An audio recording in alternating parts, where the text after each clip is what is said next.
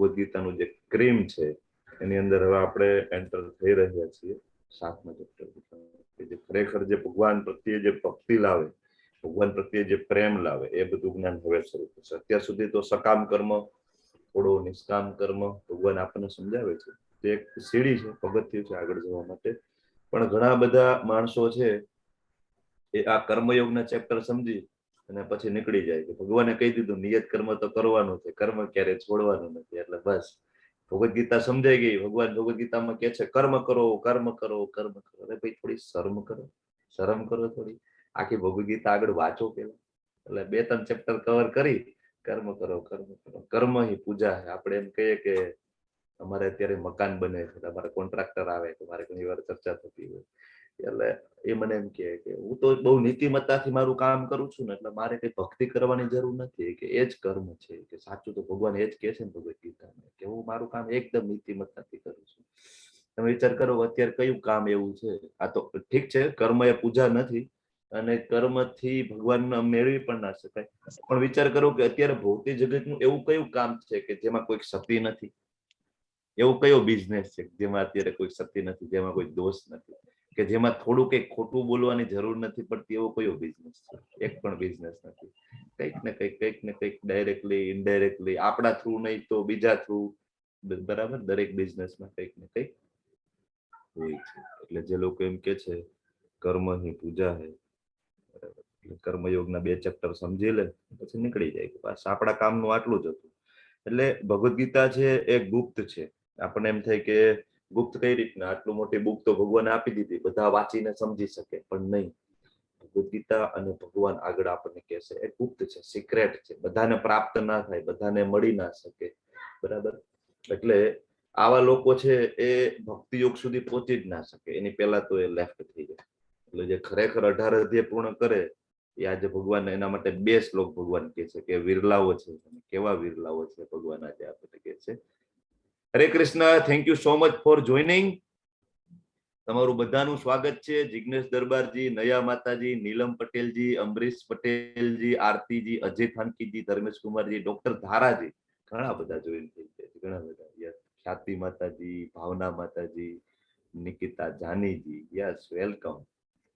પ્રીતિજી, પુષ્પા માતાજી, રીટા દવેજી, સ્વાતિજી, વંદિતાજી, વિધિજી, thank you so much for joining.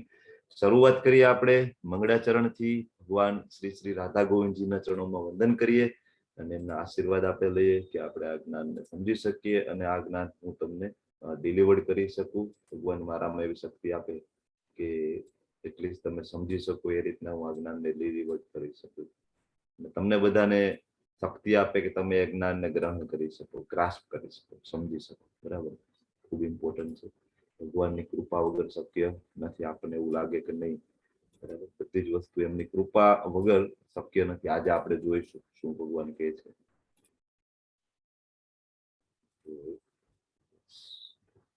તો મારી સ્લાઇડ વિઝિબલ છે ને જિગ્નેશ દરબારજી? હરે કૃષ્ણ. હા, દેખાઈ ગયું. ઓકે, મંગળાચરણથી શરૂઆત કરીએ. શ્રી શ્રી રાધા ગોવિંદજીના ચરણોમાં વંદન કરીએ, કૃષ્ણજીના ચરણોમાં વંદન કરીએ અને ભગવાનના શાશ્વત ભક્ત મિત્ર અર્જુનજીના ચરણોમાં વંદન કરીએ. ભગવાનના શાશ્વત ભક્ત શિલા પ્રભુપાદજીના ચરણોમાં વંદન કરીએ કે જેની કૃપાથી, જેની અનુકંપાથી આપણને આ જે ભગવદ્ ગીતાનું જે જ્ઞાન છે એ ઘરે બેઠા આપણને પ્રાપ્ત થઈ શકે છે. જયા પતાકા સ્વામીજી મહારાજ, એમના શિષ્ય નામ નિષ્ઠાદાસ પ્રભુજી, એમના ચરણોમાં વંદન કરીએ અને બાકી બધા જ ભક્તો કે જે અવિરતપણે આ કાર્યમાં જોડાયેલા છે. ભગવાનનું જે જ્ઞાન છે પૃથ્વીના ખૂણે ખૂણે, વિશ્વના ખૂણે ખૂણે, દરેક શહેરોમાં, દરેક શેરીઓમાં અવિરત ભાવે, અવિરત પ્રવાહની જેમ આ જે જ્ઞાનની ગંગા વહેતી કરનાર આ બધા ભક્તોના ચરણોમાં વંદન કરીએ અને એના જેવી ભક્તિ આપણને પ્રાપ્ત થાય એવી આપણે એમને રિક્વેસ્ટ કરીએ. ઓમ અજ્ઞાનમ તિમિરાંધસ્ય જ્ઞાનાજન શલાકયા ચક્ષુરુન્મિલિતમ યેન તસ્મૈ શ્રી ગુરુવે નમઃ. શ્રી ચૈતન્ય મનોભીષ્ટમ સ્થાપિતમ યેન ભૂતલે સ્વયં રૂપ કદા મહ્યમ દદાતિ સ્વપદાન્તિકમ. વંદેહમ શ્રી ગુરુમ શ્રીયુતાપદકમલમ શ્રી ગુરુન વૈષ્ણવાંશ્ચ. શ્રી રૂપ સાગ્રજાત સહગણ લલિતા સહગણ રઘુનાથાન્વિતમ તમ સજીવમ સાદ્વૈતમ સાવધૂતમ પરિજન સહિતમ कृष्ण चैतन्य देव श्री राधा कृष्ण पादान सहगण ललिता श्री विशाखान्वितांश्च हे कृष्ण करुणा सिंधु दीनबंधु जगत्पते गोपीश गोपिका कांत राधा कांत नमस्तुते तप्त कांचन गौरांगी राधे वृंदावनेश्वरी वृषभानुसुते देवी प्रणमामि हरि वांछा कल्पतरुभ्यश्च कृपा सिन्धुभ्यैव च पतितानां पावनेभ्यो वैष्णवेभ्यो अनंत कोटि वैष्णव की जय सदा प्रभुपाद की जय ग्रंथराज श्रीमद् भगवद गीता श्रीमद् भागवतम की जय जय श्री कृष्ण चैतन्य प्रभु नित्यानंद श्री अद्वैत गदाधर श्रीवासादि गौर भक्तवृंद हरे कृष्णा कृष्ण कृष्णा हरे हरे हरे राम राम हरे हरे हरे कृष्ण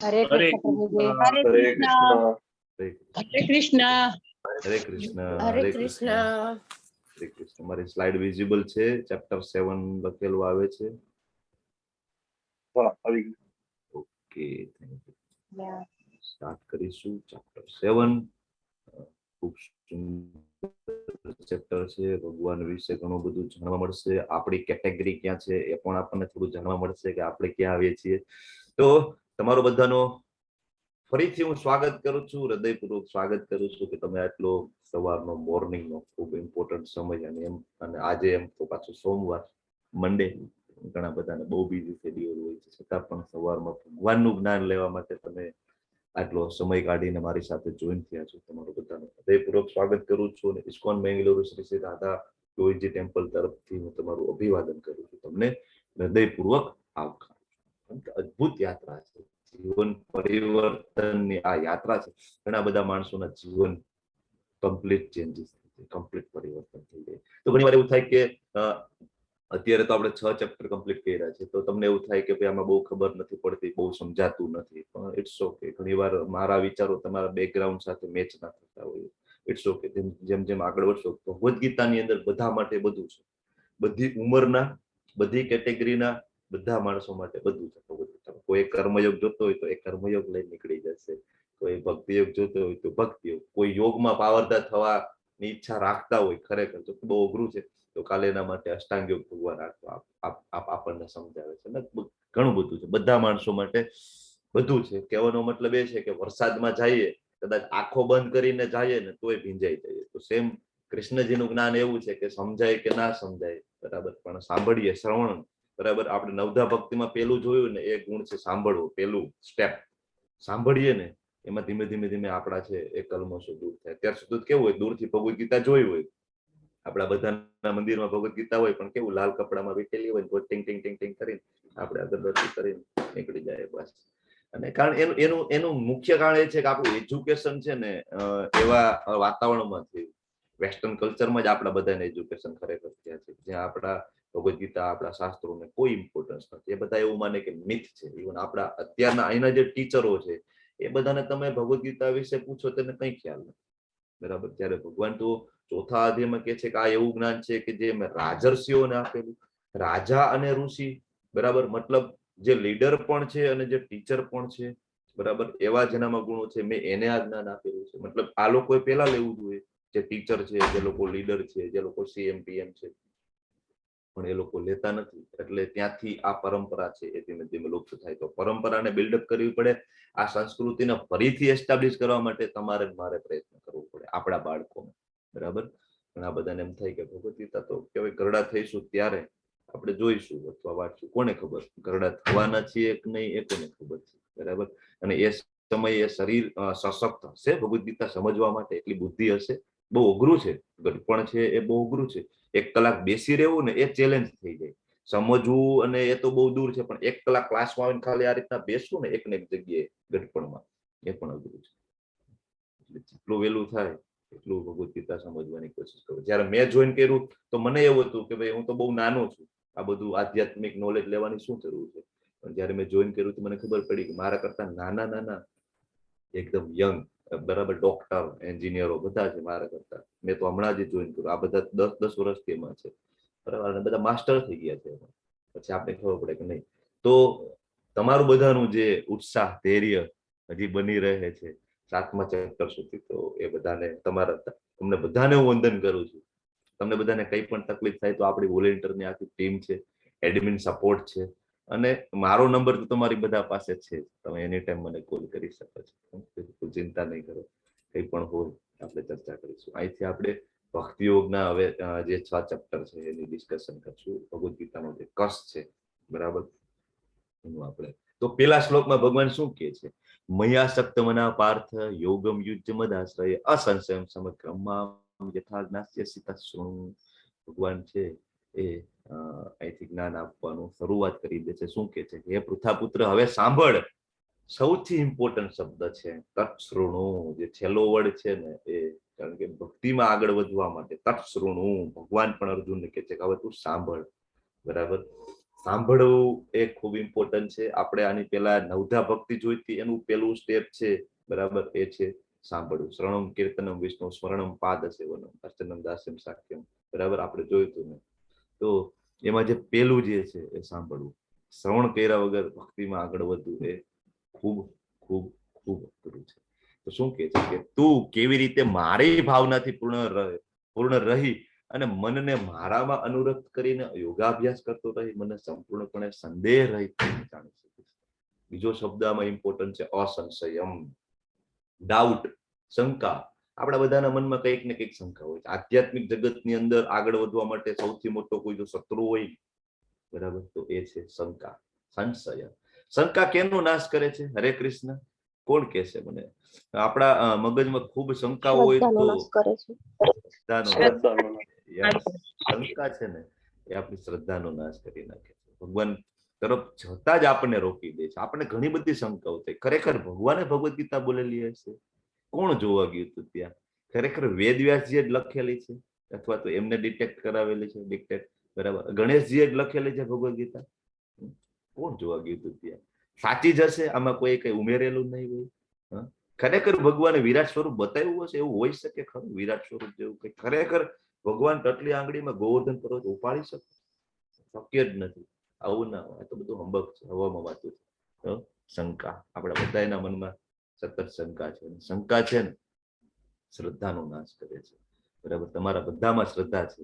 તમે અહીંયા 51 જણા આવ્યા અત્યારે મારી સાથે, 51 પાર્ટિસિપેટ મારી સાથે છો, તો તમે બધા ખરેખર ધન્યવાદને પાત્ર છો. સોમવાર સવારનો સમય હેક્ટિક કહેવાય ને, ફૂલ બિઝી ટાઈમ છે, છતાં તમારામાં ભગવાન પ્રત્યે ખૂબ શ્રદ્ધા છે કે તમે મારી સાથે બધા ઉપસ્થિત થયા છો. આ ચેપ્ટરની શરૂઆત શું કામ થઈ છે એક્ઝેક્ટલી? બરાબર, તો આગળના ચેપ્ટરમાં છેલ્લા શ્લોકમાં ભગવાન એમ કીધું હતું, આમ તો આખો અષ્ટાંગ યોગ તો આપણને સરસ મજાનો ભગવાન સમજાય. છેલ્લે એમ કહે છે કે મને કોણ ગમે છે?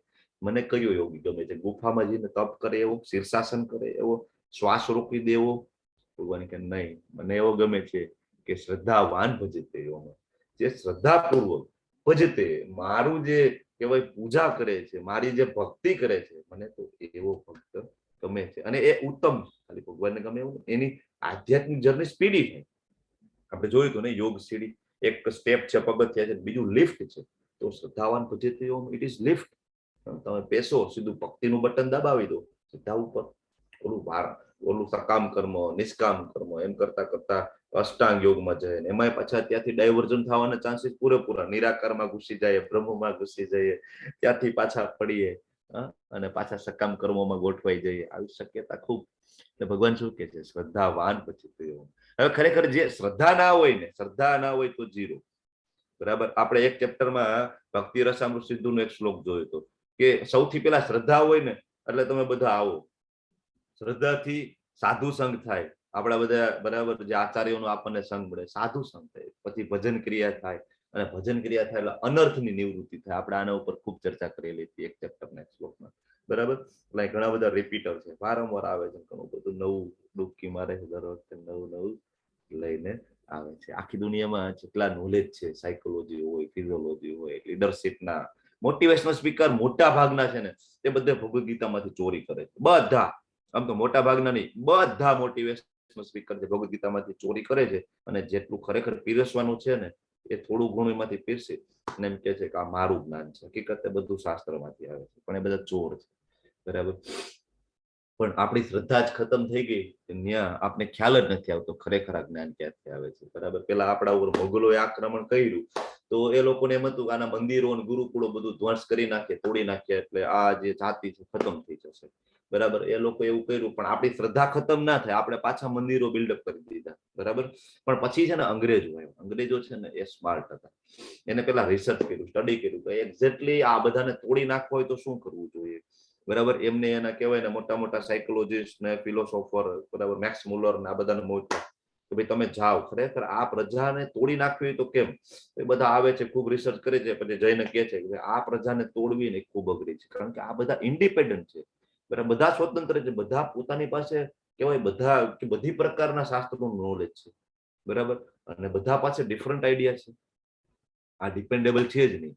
તો કે ભાઈ આ બધું આવે છે ક્યાંથી, તો કે એની એજ્યુકેશન સિસ્ટમમાંથી, ગુરુકુળમાંથી, પરણાને, બરાબર, એને જે શાસ્ત્રમાંથી. તો કે ભાઈ એને એ આપણી એની જે શિક્ષણ પદ્ધતિ છે ને એને ખતમ કરી દઈએ. બરાબર. એટલે એ લોકોએ શું કર્યું, આપણી શિક્ષણ પદ્ધતિ હતી ને એને વેસ્ટર્નમાં કન્વર્ટ કરી નાખી. અત્યારે આપણે કેમ ઇંગ્લિશ મીડિયમમાં બેસાડવા માટે કેમ આપણે તલપાપડ થતા આપણા બાળકને. બરાબર. Convent school, convent school. શું કામ? એ લોકોના આશીર્વાદ છે આપણા ઉપર. બરાબર. તો આપણી એજ્યુકેશન જે પ્રણાલી છે ને એને ખતમ કરી નાખી. અને કેવા બાળકો હવે બહાર નીકળે છે એજ્યુકેશન કરીને, યસ સર, જોબ કરવામાં. અત્યારનો એજ્યુકેશનનો ગોલ એકમાત્ર છે, જોબ કરવું. બીજો કોઈ ગોલ જ નથી. પૈસા કમાવું અને જોબ કરવું, આ એજ્યુકેશનનો ગોલ રહ્યો. ખરેખર જ્ઞાન એ છે જ નહીં. આપણે ગુરુકુળમાં આ બધું હતું જ. બરાબર. સાથે સાથે પૈસા કમાઈ શકતા હતા, પણ ખરેખર જ્ઞાનનો જે ગોલ હતો એ આ જન્મ મૃત્યુ જરા વ્યાધિમાંથી છૂટવાનો હતો. એ ગોલ તો છૂટી જ ગયો, સાઈડમાં રહી ગયો. હવે ખાલી એક જ ગોલ છે, પૈસા પૈસા પૈસા, માયામાં નાખી દીધા. એટલે જે અંગ્રેજો આવ્યા ઘેટાના ટોળા તૈયાર કરે. Yes sir. બરાબર. જોબ કરવા માટે જ આપણો જન્મ થયો. જાણે આપણને એવું લાગે કે આપણો જન્મ જ આના માટે થયો છે. આપણી એજ્યુકેશન સિસ્ટમ એટલી ચેન્જ કરી નાખી, આપણે એવું લાગે કે આપણો જન્મ પૈસા કમાવા માટે થયો છે, જોબ કરવાનો. બસ આ જીવનનો બીજો કોઈ ગોલ જ નથી. Career, carrier.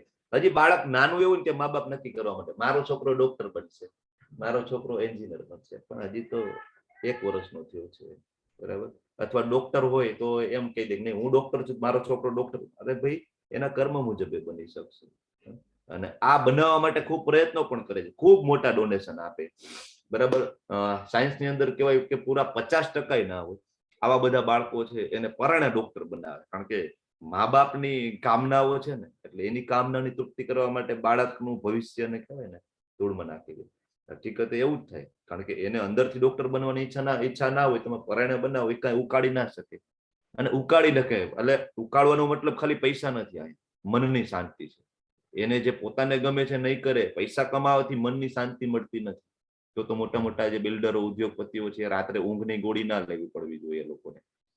અને સાયકોલોજીસ્ટની ટ્રીટમેન્ટ ના લેવી પડે.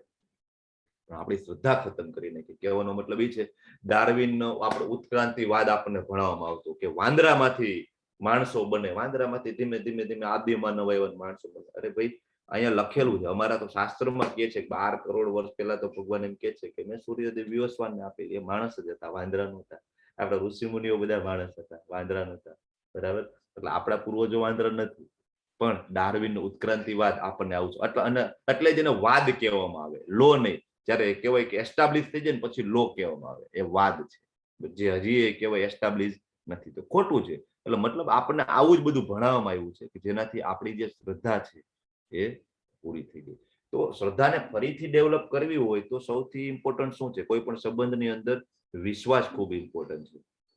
બરાબર. હું પોતે ડોક્ટર છું, તો મારા અને મારા દર્દીઓ વચ્ચેનો જે સૌથી ઇમ્પોર્ટન્ટ જે સંબંધ છે એ વિશ્વાસનો છે, શ્રદ્ધાનો છે. અને મારામાં શ્રદ્ધા નહીં હોય તો હું ગમે એવી ટ્રીટમેન્ટ આપીશ, એ સાજું નહીં થાય. બરાબર. તો સેમ વે એવું છે કે ફરીથી આપણે કૃષ્ણજી સાથે સંબંધ એસ્ટાબ્લિશ કરવો હોય તો આપણે શું કામ થોડું જળ ના ચડાવીએ, શું કામ થોડું તુલસી દળ આપણે ના મૂકીએ, ડ્રાય ફ્રૂટ ના મૂકીએ. સંબંધ એસ્ટાબ્લિશ કરવો પડશે આપણે ભગવાન સાથે. અને પ્રસાદની અંદર મેજિક ફોર્મ્યુલા છે. પ્રભુપાદ કહે છે કે જે પ્રસાદ તમે ધરો ને પછી બધું જે કંઈ તમે બનેલું છે ને બધા મિક્સ કરી દો. તમે કાંઈ ના કરો, એ બધાને ખાલી ખવડાવી દો. બરાબર. ઘરના જે બીજા મેમ્બર છે એ ભક્તિમાં નથી આવી શકતા, તમારે કંઈ જ નથી કરવાનું, એને ખાલી પ્રસાદ ખવડાવી દેવાનો છે. બરાબર. એટલે ધીમે ધીમે એનું કામ કરશે. ખૂબ જરૂરી છે. એકચ્યુઅલી આ શ્લોકની અંદર ખૂબ સમજવાનું તો થોડો ટાઈમ મેં ઉધારે લીધો. ભગવાન શું કે છે કે હવે હું તને પૂર્ણ રૂપે ઇન્દ્રિય ગમ્ય તથા દિવ્ય એમ બંને જ્ઞાન વિશે કહીશ. આ જાણ્યા પછી તારે જાણવા જેવું યોગ્ય કશું બાકી નહીં. ભગવાને ક્લિયરલી કહી દે છે આનાથી વિશેષ બીજું કઈ જ્ઞાન છે નહીં. તમે ડોક્ટરી ભણો, આ તે ભણો, ઘણા બધાને એમ થાય કે ભાઈ આના સિવાય મારે ભૌતિક જ્ઞાન તો લેવું પડે ને, અમે પૈસા કઈ રીતના કમાઈએ. એ બરાબર છે, ભૌતિક જ્ઞાન લો, તમે બાળકને એજ્યુકેશન આપો, એ બધું બરાબર છે, પણ તમે એવું માનો કે ખાલી એ જ જરૂરી છે, ત્યાં તકલીફ છે. ભગવાન તો અહીંયા એમ કે છે કે આ જ્ઞાન સિવાય ખરેખર બીજું કોઈ જાણવા યોગ્ય રહેશે નહીં. પણ આપણું ભૌતિક જગતમાં જન્મ થયો છે તો એ જાણીએ ને સાથે આ જાણીએ એ ખૂબ જરૂરી છે. ઇન્દ્રિય ગમ્ય એટલે એવું પ્રેક્ટિકલ નોલેજ છે કે જેને તમે જોઈ શકો છો, પ્રેક્ટિકલ સ્પર્શ કરી શકો છો. અને બીજું કેવું નોલેજ છે તો કે દિવ્ય. દિવ્ય એટલે ટ્રાન્સેન્ડેન્ટલ નોલેજ છે, બરાબર. તો આ બંને ભેગા થાય, દિવ્ય નોલેજ, ઇન્દ્રિય ગમ્ય એટલે કમ્પ્લીટ નોલેજ. ભગવાન કે બીજું કઈ જરૂરી નહીં પડે તારે શીખવાની, જાણવાની, બરાબર. આ મારો ફેવરિટ શ્લોક છે 7.3. હું વારંવાર આનો રેફરન્સ આપું. મનુષ્યાણામ સહસ્ત્રેષુ કશ્ચિદ તદતિ સિદ્ધયે સિદ્ધયે યતતામપી સિદ્ધાનામ કશ્ચિન્મા વેતિ તત્વતઃ.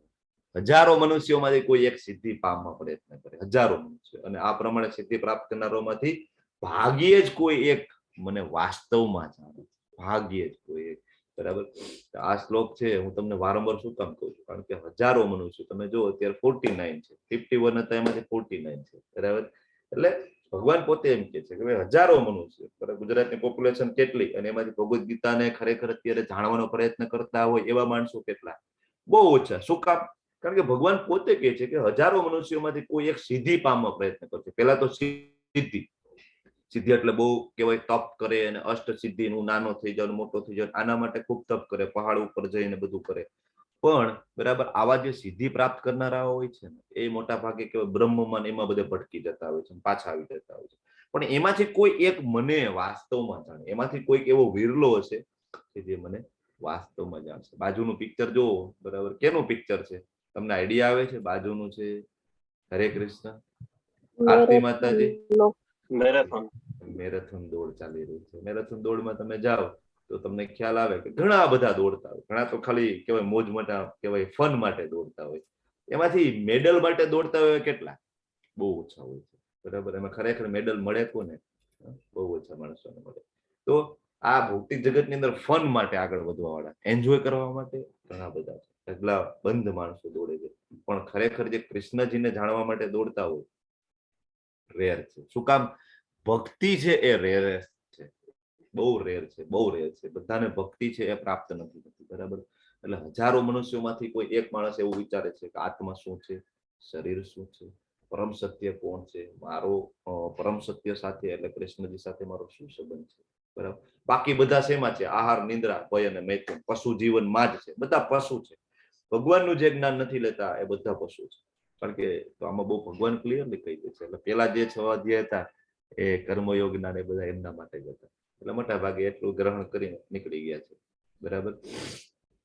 પણ ભગવાન તો બહુ ક્લિયરલી કહે છે, ભગવાનને કોણ જાણી શકે? શ્રદ્ધાવાન ભજતે યો મામ, ક્લિયરલી કહે છે, બરાબર. કોણ જાણી શકે છે? ભક્તિ બહુ રેરેસ્ટ છે. શું કામ ભાઈ? ભક્તિ કેમ રેરેસ્ટ છે? ભક્તિ કદાચ આપી દે બધાને, ભગવાન તો બહુ દયાળુ છે, બધાને ભક્તિ આપી દે, એવું કેમ ના થઈ શકે? અથવા તો ભક્તિ શું કામ રેરેસ્ટ છે? આનો જવાબ મને કોણ આપશે? ચલો હું રેન્ડમલી પૂછું. કૃતિ સંપતજી બોલો જોઈએ, ભક્તિ શું કામ રેરેસ્ટ છે? ભગવાન કેમ બધાને ભક્તિ તરત નથી આપી દેતા? હરે કૃષ્ણ. કૃતિજી. પછી લતા પટેલજી બોલો. મીનાબેન રાવલ, હું નામ બોલું છું એમાંથી કોઈક અનમ્યુટ કરીને બોલો. ખ્યાતિજી બોલો. ભક્તિ શું કામ રેરેસ્ટ? હરે કૃષ્ણ. ભક્તિ એટલે રેર છે કે પછી એક વખત એના પ્રભુજીના ભક્ત બની ગયા ને પછી ભગવાનને એના કાર્યો કરવા આવવું પડે. ભગત તો એમાં એની ભક્તિમાં જ હોય હંમેશા લીન.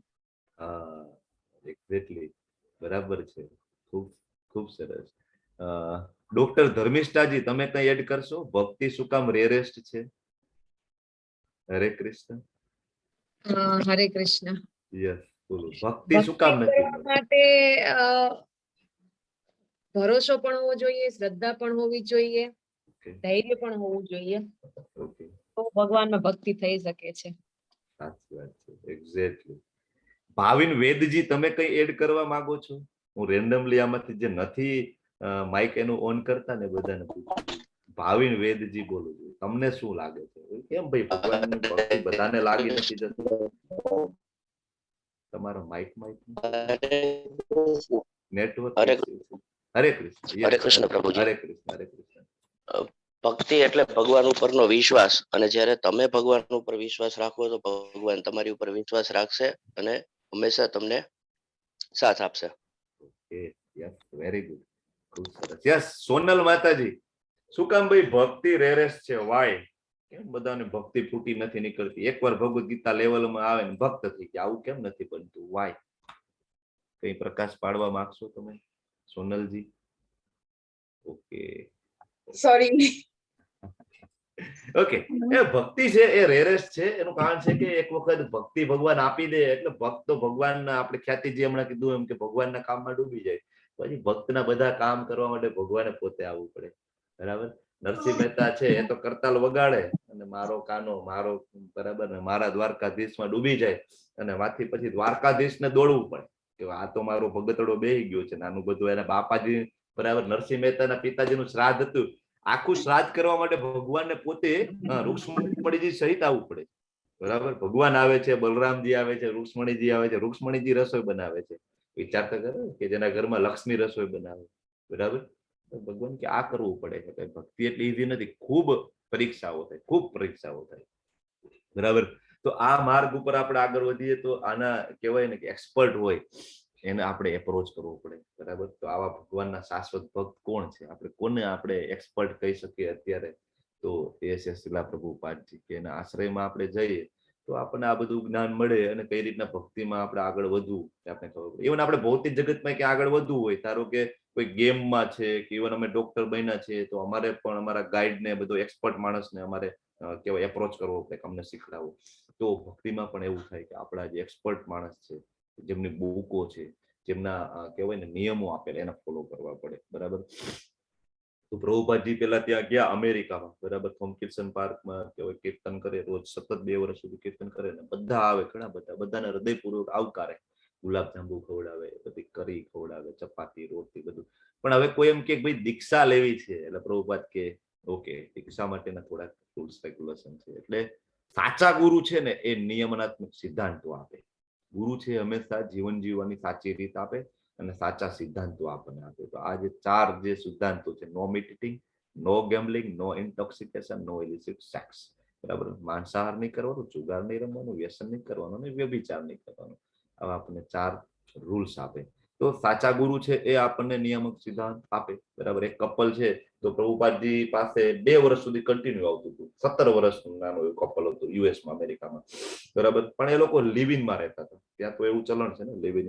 બરાબર? લિવ ઇન, મેરેજ નહોતા થયા. તો પ્રભુપાદજી એમ કે છે, દીક્ષા માટે આવે છે. એટલે પ્રભુપાદજી પહેલા જ એમ કે છે કે ભાઈ તમે છે ને પેલા મેરેજ કરી લો. વિચાર કરો કે કોઈ સંત મહાત્મા અમેરિકામાં જઈને પેલા મેરેજ કરાવડાવે છે. તમે કે પેલા મેરેજ કરી લો ને પછી કે આપણે આગળ વધવું. કારણ કે વ્યભિચારને કોઈ સ્થાન નથી ભક્તિની અંદર.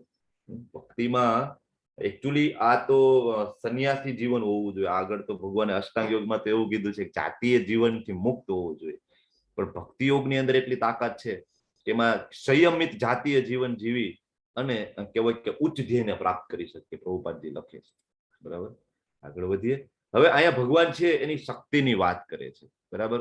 કે ભાઈ મારી 2 પ્રકારની શક્તિ છે, પરાશક્તિ અને અપરાશક્તિ. એમાંથી પેલા ભગવાન આપણને એની અપરાશક્તિ, એટલે નિકૃષ્ટ જે શક્તિ છે એના વિશે એમ કે છે કે પૃથ્વી, જળ, અગ્નિ, વાયુ, આકાશ, મન, બુદ્ધિ અને અહંકાર એ 8 મારી વિભિન્ન શક્તિઓ છે.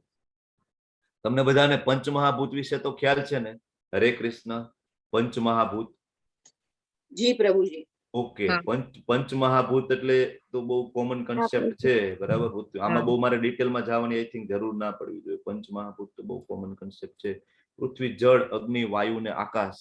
બરાબર? તો મૂળ જે કઈ વસ્તુ બને છે પંચમાં, આપણી સામે જેટલી કઈ વસ્તુ દેખાય છે, આપણું શરીર કે કોઈ પણ ભૂત, એ બધું આમાંથી બનેલું છે.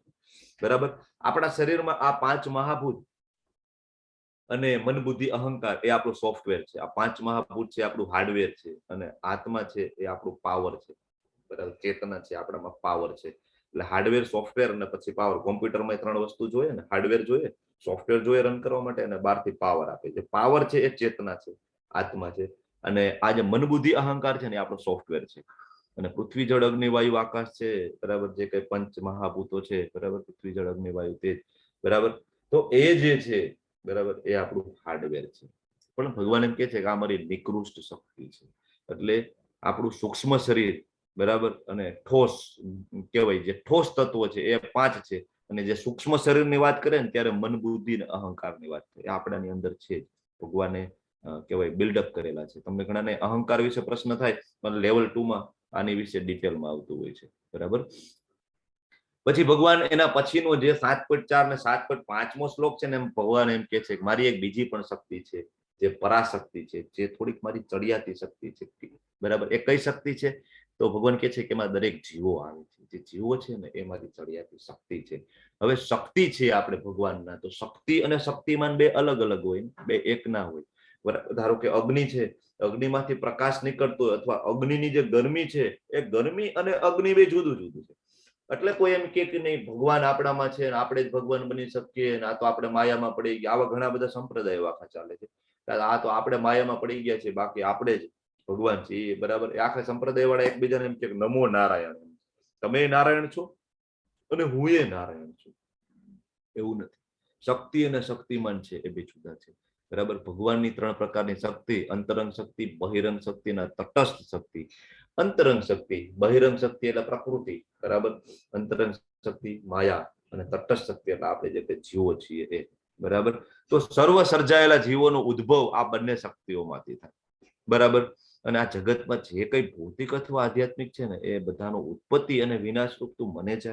એટલે કઈ પણ વસ્તુ ઉદ્ભવ થાય છે, સર્વ સર્જાયેલા જીવો, એનો ઉદ્ભવ ખાલી આમાંથી જ થાય છે. આ બે જ વસ્તુ છે એમાં, બરાબર. કે આ બંને શક્તિઓમાંથી થાય, પરાશક્તિ અને અપરાશક્તિ, બરાબર. અપરાશક્તિ છે એ બધું હાર્ડવેર મટીરિયલ છે, અને જે પરાશક્તિ જે જીવ છે એ એનો પાવર છે. કે જ્યાં સુધી જીવ એમાં ના જાય ત્યાં સુધી કઈ ના થાય. તમે વિચાર કરો કે નાનું આપણું શરીર છે, આનો ગ્રોથ થાય છે, શું કામ? એમાં પરાશક્તિ છે, જીવ છે, એટલે આનો વિકાસ થાય છે. હમણાં આમાંથી જીવ નીકળે પછી આમાં કઈ વિકાસ ના થાય, આના નખ ના વધે, વાળ ના વધે, તરત જ ડીકમ્પો, ઉલટાનું સડવા માંડે. વિકાસ તો બહુ દૂરની વાત છે, સડવા માંડે. ભગવાન કહે છે કે સર્વ સર્જાયેલા જીવોનો ઉદ્ભવ આ બંને શક્તિઓમાંથી, બરાબર. સેમ ભૌતિક જગતમાં જે કઈ તમે ડેવલપ થતું જોવા મળે છે એમાંથી ડેવલપ થાય છે, બરાબર. અને ઉત્પત્તિ અને વિનાશ, આપણા શરીરનો દરેક ક્ષણે વિનાશ થઈ રહ્યો છે, દરેક ક્ષણે, બરાબર. આમાં ઘણા બધા ડોક્ટરો છે તો એમને ખ્યાલ હશે કે આપણા જેટલા સેલ છે, દરેક સેકન્ડે સેલ છે ડેમેજ થાય છે, નવા સેલ છે જનરેટ થાય છે. સેમ પૃથ્વીમાં પણ એવું છે કે દરેક સેકન્ડે, દરેક મિનિટે લાખો જીવોનો નાશ થાય છે, અને ઘણા બધા લાખો સ્પીસીસ નવી નવી આવતી હોય છે, બરાબર. વૃક્ષો છે, બધું સતત ચાલતું હોય છે, બરાબર. એટલે આપણે ભગવાનની શક્તિ છીએ. બાજુમાં જે પિક્ચર છે, ફોટો છે, એના ઉપર તમે કઈ મને કહી શકશો? હરે કૃષ્ણ, હેન્ડ રેસ કરજો જોઈએ. કોને કોને ખબર છે એ પિક્ચર કોનું છે? આપણે આમની વિશે ચર્ચા થઈ ગઈ છે, બરાબર. તમે હેન્ડ રેસ કરો છો એ બધાને ખ્યાલ છે, 5 વ્યક્તિ છે. હવે હું રેન્ડમલી ઉપાડું છું કોઈકને, બરાબર છે, પૂછવા માટે. ઓકે, યસ, જાનકી માતાજી અમદાવાદ થી, બોલો જોઈએ માતાજી. આ બાજુનું પિક્ચર છે, શું કહેવા માંગે છે જાનકી માતાજી? હું નામ લઉં એ થોડું અનમ્યુટ કરીને રિસ્પોન્સ આપજો. હેમા રાજગોરજી. હરે કૃષ્ણ પ્રભુ. હા બોલો જાનકી માતાજી. નથી ખ્યાલ આવતો. નથી ખ્યાલ આવતો. હેમા રાજગોરજી બોલો. ચલો, બાજુનું પિક્ચર શું કહેવા માંગે છે? કૃષ્ણ પ્રભુજી, મને પણ નથી આવતો ખ્યાલ. નથી ખ્યાલ આવતો. ઓકે, યસ, ઇન્દુ વૈષ્ણવજી. નામની પાછળ વૈષ્ણવ લાગે, કેટલું આમ ઊંચું કહેવાય. હા, વૈષ્ણવ, વાહ. ઇન્દુ વૈષ્ણવજી, હરે કૃષ્ણ.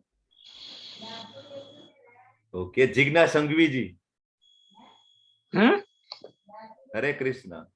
જિજ્ઞા સંઘવીજી, કયું પિક્ચર છે? નીતાબેન દવે, હરે કૃષ્ણ. વિધિ માતાજી, વિધિ માતાજી. સુરેખા શાહજી, રીટા દવેજી. બોલો બોલો બોલો, કોઈક તો બોલો. બહુ ઈઝી છે, સમજાવી દીધું છે 2 વખત મેં આગળ. ગાયત્રી મેવાડા માતાજી. ઓકે, કોઈ નહીં. તો હવે મારે હેન્ડ રેસ છે, એમને પૂછવું પડશે. યસ, એમાંથી જોશી અલ્પાજી, બોલો, અમદાવાદ વાળા માતાજી. બીજા બધા હવે મ્યુટ કરી દો. ચલો, બરાબર.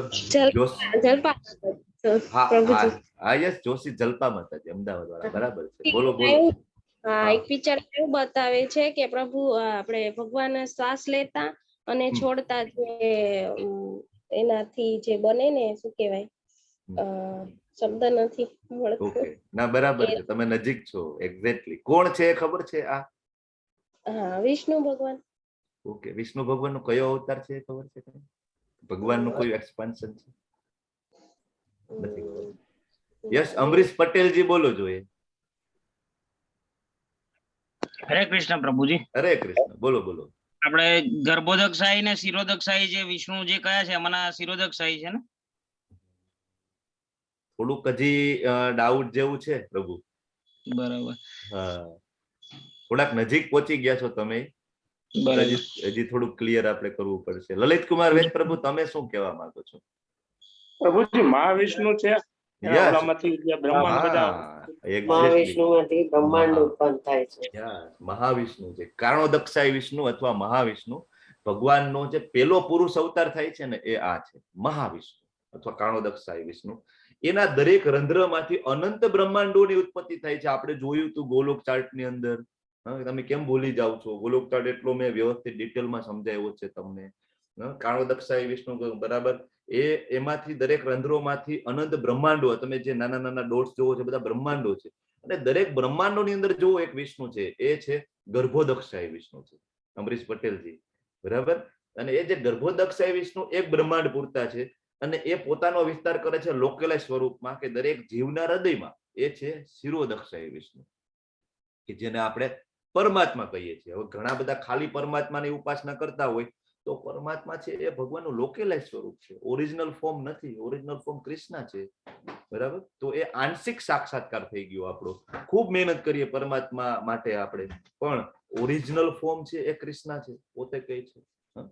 એટલે આ પિક્ચર આપણે સમજવું જોઈએ. આપણે જન્મ કર્મ ચમે દિવ્યમ એ શ્લોકમાં પણ મેં લીધું હતું, ચોથા અધ્યાયમાં. બરાબર, ખાસ સમજો. હવે આ શ્લોક છે ખૂબ ઇમ્પોર્ટન્ટ છે, ખૂબ જ ઇમ્પોર્ટન્ટ છે. મતઃ પરતરમ નાન્યતમ કિંચિત અસ્તિ ધનંજય, કે હે ધનંજય, મારાથી શ્રેષ્ઠ એવું કોઈ તત્વ નથી. એકદમ ક્લિયર સ્ટેટમેન્ટ. મારાથી શ્રેષ્ઠ કોઈ છે જ નહીં, કોઈ દેવી દેવતાઓ નહીં, નથિંગ. બરાબર, કોઈ તત્વ નથી. જેવી રીતે મોતી દોરામાં ગૂંથાયેલા રહે છે ને, તેવી રીતે સર્વ કોઈ મારા આધારે, બધા મારા આધારે છે, ભગવાન કે છે. પછી દેવી દેવતા હોય તો ભલે, ભૌતિક જગત હોય તો ભલે, આધ્યાત્મિક જગત હોય તો ભલે, શિવજી હોય તો ભલે, બ્રહ્માજી હોય તો ભલે. થોડુંક અઘરું છે એકચ્યુઅલી આ જ્ઞાનને ગ્રહણ કરવું અઘરું છે. તમે બધા અલગ અલગ સંપ્રદાયોમાંથી આવતા હોય, અલગ અલગ દેવોને તમે બહુ ખૂબ માનપૂર્વક પૂજતા હોય, પણ ભગવદ ગીતામાં ઘણું બધું એવું છે કે ઘણું તમને સમજતા થોડી વાર લાગશે. બરાબર, પણ જે એક્ઝેક્ટ છે તો મારે તમને કેવું જ પડશે. તો ભગવાન ક્લિયરલી કહે છે કે મારાથી શ્રેષ્ઠ એવું કોઈ તત્વ નથી. આ ઘણા બધા માતાજીઓ છે ને, ખ્યાલ હશે કે ઓલી માળા પહેરીએ ને તો માળામાં ક્યાંય આપણને દોરો ના દેખાય, તો એનો મતલબ એવો દોરો નથી. સેમ વે આપણને ઘણીવાર ભગવાન ના દેખાય તો આપણે ભગવાનને સમજી ના શકીએ, તો ભગવાન નથી, ભગવાન છે. બરાબર, પણ ભગવાન અહીં તો બહુ ક્લિયરલી કહે છે મારાથી શ્રેષ્ઠ એવું કોઈ તત્વ નથી. આ આખો ભગવદ ગીતાનો બેઝ કહેવાય. કે આપણે આ પેલા સમજવું પડે કે પૂર્ણ પુરુષોત્તમ કૃષ્ણ કોણ છે. બરાબર, આ આપણે ખાસ સમજવું પડે. અહીંયા હું ભગવાનને માર્કેટિંગની જરૂર પડે છે કે નહીં, હું મારી પબ્લિસિટી કરું? નહીં, આગળ જોઈશું. એકચ્યુઅલી અહીંયા કરતા વધારે પોપ્યુલેશન ત્યાં આધ્યાત્મિક જગતમાં છે, ભગવાનના ધામમાં છે. તો ભગવાન શું કામ વારંવાર કહે છે? 15મા અધ્યાયમાં ભગવાન શું કામ આપણને ધામ વિશે બહુ ડિટેલમાં સમજાવે છે? વાય? ભગવાન આપણને ખૂબ પ્રેમ કરે છે અને ભગવાન કહે છે કે તમે અહીંયા આવો, તમે ખોટા હેરાન થાઓ એટલા માટે. બરાબર, પ્રભુપાદ બહુ ક્લિયરલી કહે છે કે આપણને ભગવાન નથી દેખાતા એનો મતલબ એવો નથી કે ભગવાન નથી. સેમ વે આ તો સુરત જેવું છે કે ભાઈ સૂર્યનારાયણ અત્યારે અહીંયા નથી તો કોઈક બીજી કન્ટ્રીમાં હશે, કોઈક બીજા વિસ્તારમાં હશે પૃથ્વીના, પણ એ 24 અવર છે જ. બરાબર, સેમ વે કૃષ્ણજી છે જ. બરાબર, અત્યારે બીજા કોઈ બ્રહ્માંડની અંદર ભગવાનની કોઈક લીલાઓ ચાલી રહી છે. ક્યાંક રામ સ્વરૂપે લીલા ચાલતી હશે, ક્યાંક કૃષ્ણજી સ્વરૂપે લીલા ચાલતી હશે, ક્યાંક દ્વારકાધીશ સ્વરૂપે લીલા ચાલતી હશે. બરાબર, તો આપણે શું કામ આ શ્લોકને આપણે જાણવો પડે કે પૂર્ણ પુરુષોત્તમ કૃષ્ણ છે? કારણ કે આપણે આધ્યાત્મિક જર્નીમાં આગળ વધીએ પણ એનું ટોપ મોસ્ટ કોણ છે, બરાબર, સુપ્રીમ પર્સનાલિટી ઓફ ગોડેડ કોણ છે, આ ના જાણીએ તો આપણે ત્યાં પહોંચી ના શકીએ. કારણ કે ક્યાં જવાનું છે તો ખ્યાલ હોવો જોઈએ ને આપણને. બરાબર, ધારો કે કોઈ અત્યારે ધારો કે ચૂંટણી આવે તો કોઈ ચૂંટણીનું ફોર્મ ભરે તો એને પેલા એ તો ખ્યાલ આવવો જોઈએ ને એનો પાર્ટીનો એક્ઝેક્ટ લીડર કોણ છે. પીએમ કોણ છે, સીએમ કોણ છે, આગળ પડતું કોણ છે, પેલા એને જાણી લે કે એ બરાબર એ કોણ છે, હા એ બરાબર કામ કરે છે, બરાબર, તો એ જે પાર્ટીને ફોલો કરશે. સેમ આપણે એક પાર્ટી જોઈન કરી છે, કૃષ્ણ ભાવનામૃતની પાર્ટી. તો આપણા સીએમ કોણ છે, આપણા પીએમ કોણ છે, આમ તો સીએમ નહીં, પીએમ કોણ છે, સુપ્રીમ પર્સનાલિટી ઓફ બોડી કોણ છે, એ આપણે જાણવું પડે ને. નહીં જાણીએ તો આપણે ત્યાં પહોંચી નહીં શકીએ, બરાબર. અહીંયા જો મોતી છે, ઘણા બધા એમ કે બધું ઓટોમેટિક છે, એમ મેળે ચાલે. ભાઈ આપણા ઘરમાં ઓટોમેટિક પંખો પણ નથી ચાલતો, બરાબર, તો આખું આ પૃથ્વી ગ્રહ મંડળ આ બધા બ્રહ્માંડ ઓટોમેટિક કઈ રીતના ચાલી શકે? પંખો ચાલુ કરવો આપણે ઉભું થઈને સ્વિચ ચાલુ કરવી પડે, બરાબર. ના બ્રહ્માંડો બધા ઓટોમેટિક એવું કેમ નથી થતું? સૂર્ય છે પૃથ્વી સાથે અથડાઈ જાય અને સૂર્ય છે એ બંધ થઈ ગયું, ચાલો હવે 1 અઠવાડિયું રજા, આવું કેમ નથી થતું? ભાઈ આ બધું કોણ મેનેજ કરે છે? ભગવાન કહે છે બધું મારા આધારે છે, કોઈ કઈ વસ્તુ એમનેમ ચાલતી નથી. કૃષ્ણ ભગવાન છે અને એક વ્યક્તિ છે, ભગવાન પોતે કેવું એક વ્યક્તિ છે, પરમ પુરુષ છે, આગળ કહે છે તેના કરતા કોઈ સુપિરિયર નથી, બરાબર. બ્રહ્મ સંહિતામાં બ્રહ્માજી પોતે કહે છે, શું કહે છે? ઈશ્વર પરમ કૃષ્ણ સચ્ચિદાનંદ વિગ્રહ અનાદિર આદિર ગોવિંદ સર્વ કારણ કારણ. અનાદિર આદિર ગોવિંદ છે, સર્વ કારણોના કારણ છે, ગોવિંદ છે. બ્રહ્માજી કહે છે કે આનાથી સુપિરિયર તો કોઈ નથી, ગોવિંદ થી સુપિરિયર કોઈ નથી. સેમ શ્રીમદ ભાગવતમ ની અંદર તમે પહેલો સ્કંદ 3જો અધ્યાય 28મો શ્લોક વાંચો, એમાં તો ક્લિયરલી કહે છે કે એતે ચાંચ કલા પુંસ કૃષ્ણસ્તુ ભગવાન સ્વયં. ભગવાન કૃષ્ણ જ છે, એતે ચાંચ કલા પુંસ કૃષ્ણસ્તુ ભગવાન છે. ઇન્દ્રારી વ્યાકુલમ લોકમ મૃડયંતી યુગે યુગે. ઓલો યુગે યુગે વાળો શ્લોક છે ને, એવો શ્લોક શ્રીમદ ભાગવતમમાં આવે છે કે જ્યારે જ્યારે કહેવાય ધર્મનો નાશ થાય, ભગવાન દરેક યુગમાં પ્રગટ થાય છે. એમાં તો બહુ ક્લિયરલી કહે છે કે ભગવાન છે એ કૃષ્ણ છે, બીજા કોઈ ભગવાન નથી, બાકી બધા દેવી દેવતાઓ છે.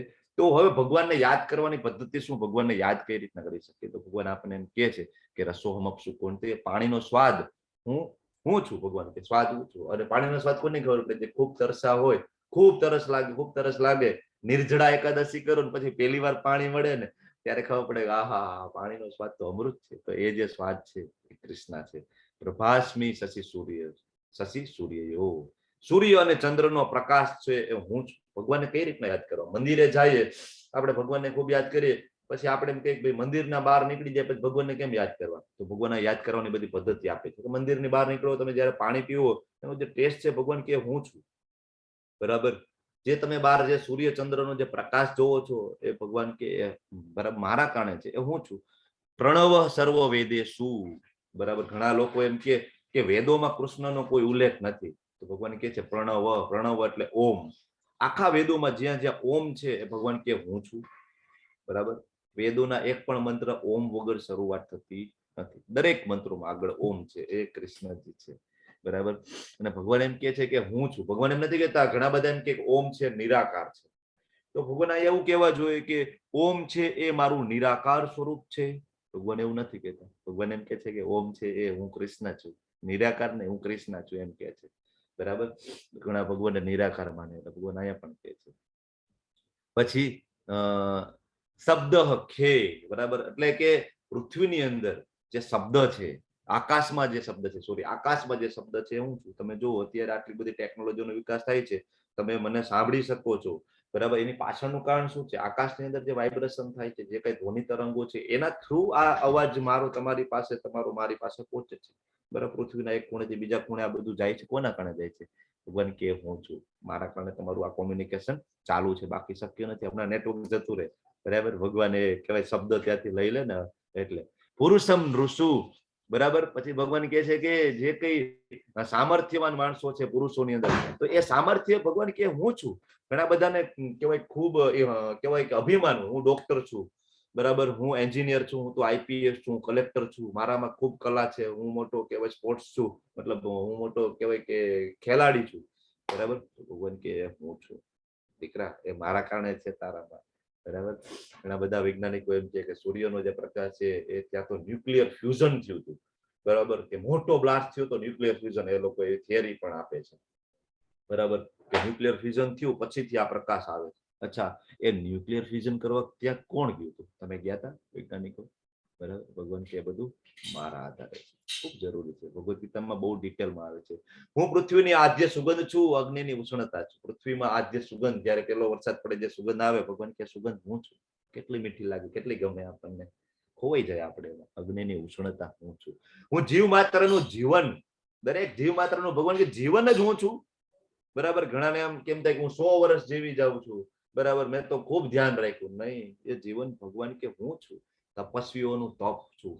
ઘણા બધા ખૂબ તપ કરે, નિરાકારવાદીઓ છે એ બધા અમુક છે, ખૂબ તપ કરે, ખૂબ ઘોર તપ કરે, પછી કંઈક સિદ્ધિ મેળવી અને પછી સમાજમાં આવે, પછી ચમત્કારો બતાવે, હવામાં ઉડવાના ચમત્કારો બતાવે, હાથમાંથી કંઈ કામ કાઢે, આમ કરીને કહેવાય કંકુ કાઢે. પણ આ બધા આવા નાટક એ હોય છે. પણ અમુક જે ખરેખર જેને સિદ્ધિ પ્રાપ્ત થઈ કરી શકે, પણ પછી એને અભિમાન આવે કે ભાઈ મેં તપ કર્યું ને એટલે આ. પણ ભગવાન કે તપસ્વીઓનું તપ હું છું, તમારું કઈ નથી. હે પૃથ્વાપુત્ર જાણી લે, હું જ સર્વ જીવોનું આદિ બીજ છું. હું શું કામ કહું છું? ભગવાન આપણા પિતાજી છે, આપણા પપ્પા છે, આપણા બાપુજી છે. શું કામ? ભગવાન કહે છે કે આદિ બીજ હું છું. આપણું બીજ જ ભગવાન છે, બરાબર, આદિ બીજ છે. બુદ્ધિમાનોની બુદ્ધિ હું છું. બરાબર, ઘણા બધા એમ કે હું ભગવાનને છેતરી લઉં. ભગવાન કે બુદ્ધિમાં હું તારો બાપ છું, બુદ્ધિમાનો બુદ્ધિ હું છું.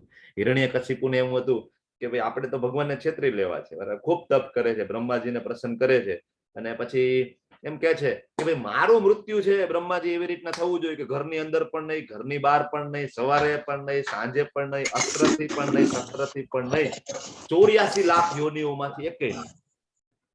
બહુ ક્લિયરલી તો કે 84 લાખ યોનિઓમાંથી એકે, આની બહાર તો કઈ છે નહીં એને, 84 લાખ યોનિઓમાંથી એકે કોઈ મને મારી ના શકવા જોઈએ. એટલે દેવો દાનવો બધા આવી ગયા, બરાબર. 12 મહિનામાંથી એકે મહિનામાં નહીં, આકાશમાં નહીં, જમીનમાં નહીં. આવું વરદાન માગે છે બ્રહ્માજી પાસે.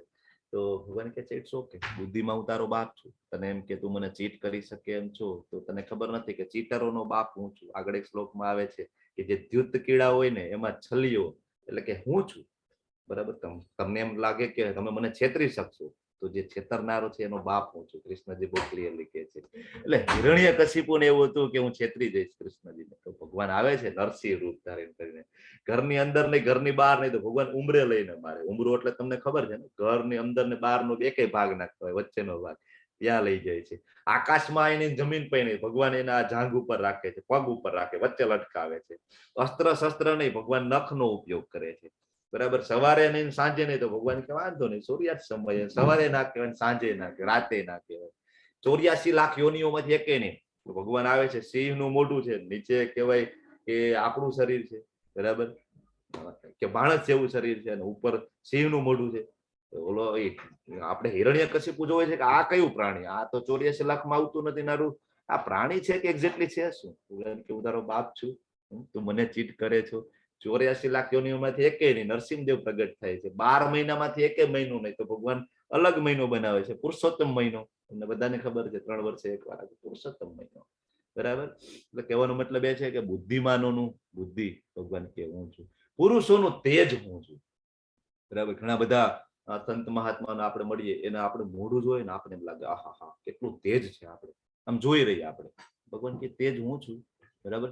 તો ભગવાનને કઈ રીતના યાદ રાખવા, આપણે આ બધું જોયું જુઓ, બરાબર. પાણીનો સ્વાદ, સૂર્યચંદ્રનો પ્રકાશ, તો આપને ખ્યાલ આવે, બરાબર, કે ભગવાનની જે યાદ રાખવાની આ ચાવી છે, બરાબર.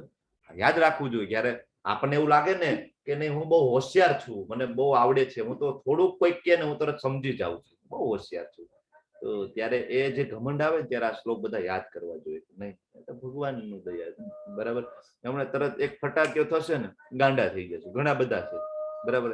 બહુ બુદ્ધિશાળી હોય અને પડે બ્રેન હેમરેજ થઈ જાય, ગાંડા થઈ જાય, પૂરું. ક્યાં ગઈ બુદ્ધિ? ભગવાન કેવું છું, તપતીમાં જતી રહેશે, વાર નહીં લાગે. ઓકે, તો તું જાણી લે કે સર્વ ભાવ, બરાબર, પછી સત્વગુણી હોય, રજોગુણી હોય, તમોગુણી હોય, બધા મારી શક્તિ દ્વારા પ્રગટ થાય છે, બધા, બરાબર. પણ એક રીતે હું સર્વ કાંઈ છું, પરંતુ હું સ્વતંત્ર. રજોગુણી તમોગુણી છે, મારી શક્તિ દ્વારા પ્રગટ થાય છે, એટલે હું પણ એમાં આવું છું. ભગવાન કે એવું નથી, હું સ્વતંત્ર છું. હું ભૌતિક પ્રકૃતિના ગુણોને આધીન નથી, ગુણો મારે આધીન છે. ભગવાન કે સત્વ રજ અને તમ ગુણ વિશે આપણે 14મા ચેપ્ટરમાં ચર્ચા કરીશું. તો ભગવાન ક્લિયરલી કે ગુણો મારે આધીન છે, હું એના આધીન નથી. ઘણા બધા એમ કે ભગવાન બિચારા એના કર્મોના ફળ ભોગવે. ભગવાન કે છે હું ગુણોને આધીન નથી, બરાબર. મને કોઈ કર્મ ફળની અપેક્ષા નથી, મને કોઈ કર્મ ફળ કહેવાય કે લેપતા પણ નથી. આગળ કે છે, બરાબર. કારણ કે માયા છે ભગવાનને આધીન છે, આપણે બધા માયાને આધીન છીએ, બરાબર. બિચારા કૃષ્ણ બહુ ભોગવે, રામ બહુ ભોગવે. કૃષ્ણ તો જન્મ જ જેલમાં થયો, કેટલું કર્મના ફળ એને ભોગવવા પડે, અરે ના, એ લીલા છે. ભગવાન ક્લિયરલી કહે છે કે હું ગુણોને આધીન નથી. સત્વ, રજ અને તમ જે 3 ગુણો છે એના દ્વારા મોહ પામેલું આ જગત ગુણાતીત તથા અવિનાશી એવા મને જાણતું નથી. ભગવાન કહે છે શું કામ આપણે કૃષ્ણને જાણતા નથી? વાય? શું કામ બધા કૃષ્ણને જાણી નથી શકતા?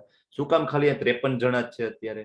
આટલી બધી પોપ્યુલેશન છે ગુજરાતની, તો હજારોમાં આંકડો ના હોવો જોઈએ આ ક્લાસની અંદર. આપણા જે મંદિરોમાં હજારોની ભીડ ના હોવી જોઈએ, કેમ નથી હોતી? ભગવાન કહે છે કે સત્વ, રજ અને તમ જે 3 ગુણો દ્વારા મોહ પામેલું આ જગત છે ને એ ગુણાતીત છે. હું ગુણોથી પર છું અને હું અવિનાશી છું. આ જગતની અંદર બધું વિનાશી છે, બધું તમે જેટલું જોવો છો બધું વિનાશી છે. થોડો બરાબર કોઈકનો ટાઈમ વધારે છે, ધારો કે તાજમહેલ છે, આપણને એમ લાગે કે ઘણા બધા સમયથી છે, અને એનો વિનાશ નક્કી છે, શક્ય છે, બરાબર? એ કઈ અવિનાશી નથી, બરાબર? તો ભગવાન કહે છે કે મને જાણતો નથી. આગળના શ્લોકમાં ભગવાન હજી કહે છે કે શું કામ આપણે નથી જાણતા, બરાબર? ખૂબ ઇમ્પોર્ટન્ટ શ્લોક છે આ, ખૂબ. અને મોટા ભાગના પ્રશ્નોનો જવાબ છે. તમે ભક્તિમાં આવો અને ઘણા બધા પતન કરવા માટે આવે તો આ બધા એનો જવાબ છે. તમને આ યાદ આવવું જોઈએ. દેવી યશામ ગુણમયી મમ માયા દુરત્યા મામેવ ય પ્રપદ્યન્તે માયા વેતામ તરંતિ. ભગવાન કહે છે કે મારી જે માયા છે ને, ભૌતિક પ્રકૃતિના જે 3 ગુણોની બનેલી જે મારી દેવી માયાને જીતવી, બરાબર, દુરત્યા દુષ્કર છે. પરંતુ પછી ભગવાન સોલ્યુશન આપે છે. તમે ભગવાન કહી તો દીધું કે માયામાંથી બહાર નીકળવું અઘરું છે, તો સોલ્યુશન તો આપો, નીકળીએ કેમ? ભગવાન કહે છે જેવો મને શરણાગત થાય છે ને એવો બરાબર સરળતાથી પાર કરી જાય છે. મામે વયે પ્રપદ્યન્તે, શરણાગત થવું પ્રોસેસ છે, ધીમે ધીમે થાય. જપ કરીએ, ભોગ લગાડીએ, ભગવાનની સેવા કરીએ, ક્લાસ એટેન્ડ કરીએ, ભગવદ ગીતા વાંચીએ, ધીમે ધીમે ધીમે એ પ્રોસેસ છે, પ્રપદ્યન્તે થઈ જાય, બરાબર? તો માયા મેતામ તરંતિ તે ભગવાન સરળતાથી પ્રાપ્ત થઈ જાય છે. કારણ કે માયાના અધિષ્ઠાતા છે એ કૃષ્ણ છે. માયા કૃષ્ણજીના આધીન છે. કોઈના અને કહેવાય કે હજી તમે એનો ગેટ ખોલો ને એનો જે કૂતરો છે ડોગ દોડતો દોડતો આવે, બરાબર, ભાગો તો પાછળ આવવાના છે. એમ માયા છે, ભાગો તો માયા પાછળ આવશે. અને તમે, હરે કૃષ્ણ, મારો વોઇસ ક્લિયર છે? હરે કૃષ્ણ, વોઇસ ક્લિયર છે ને? પ્રભુજી કપાઈ કપાઈને આવે છે. હા, એટલા મને એવું લાગ્યું, એટલા માટે. હવે બરાબર છે? આગળ કન્ટિન્યુ કરીશ. બરાબર. ઓકે. એટલે આપણે માયાને એમ કહીએ કે માયા તું દૂર જતી રહે, તું આવી છો, તું દૂર જતી રહે, ઇન્દ્રિય નિગ્રહ કરે. નહીં નહીં નહીં નહીં, બરાબર, આ નથી કરવું, આ નથી કરવું, એમ નહીં થાય. કોને કોન્ટેક્ટ કરવો પડશે? જેના ઘરે ગયા છો ને જેનો એ કૂતરો છે ને એના માલિકને બોલાવશો કે ભાઈ આ તમારો કૂતરો હેરાન કરે છે, જલ્દી આને કંઈક કહેજો. તરત ઓલો આવશે કે ડોગી ગેટ ડાઉન, બેસી જા. ઓલો કૂતરો તરત બેસી જશે. તો આપણે કૃષ્ણજીના શરણે જઈએ, કૃષ્ણજીને કહીશું તો કૃષ્ણ તરત કહેશે માયા ગેટ ડાઉન, બેસી જા.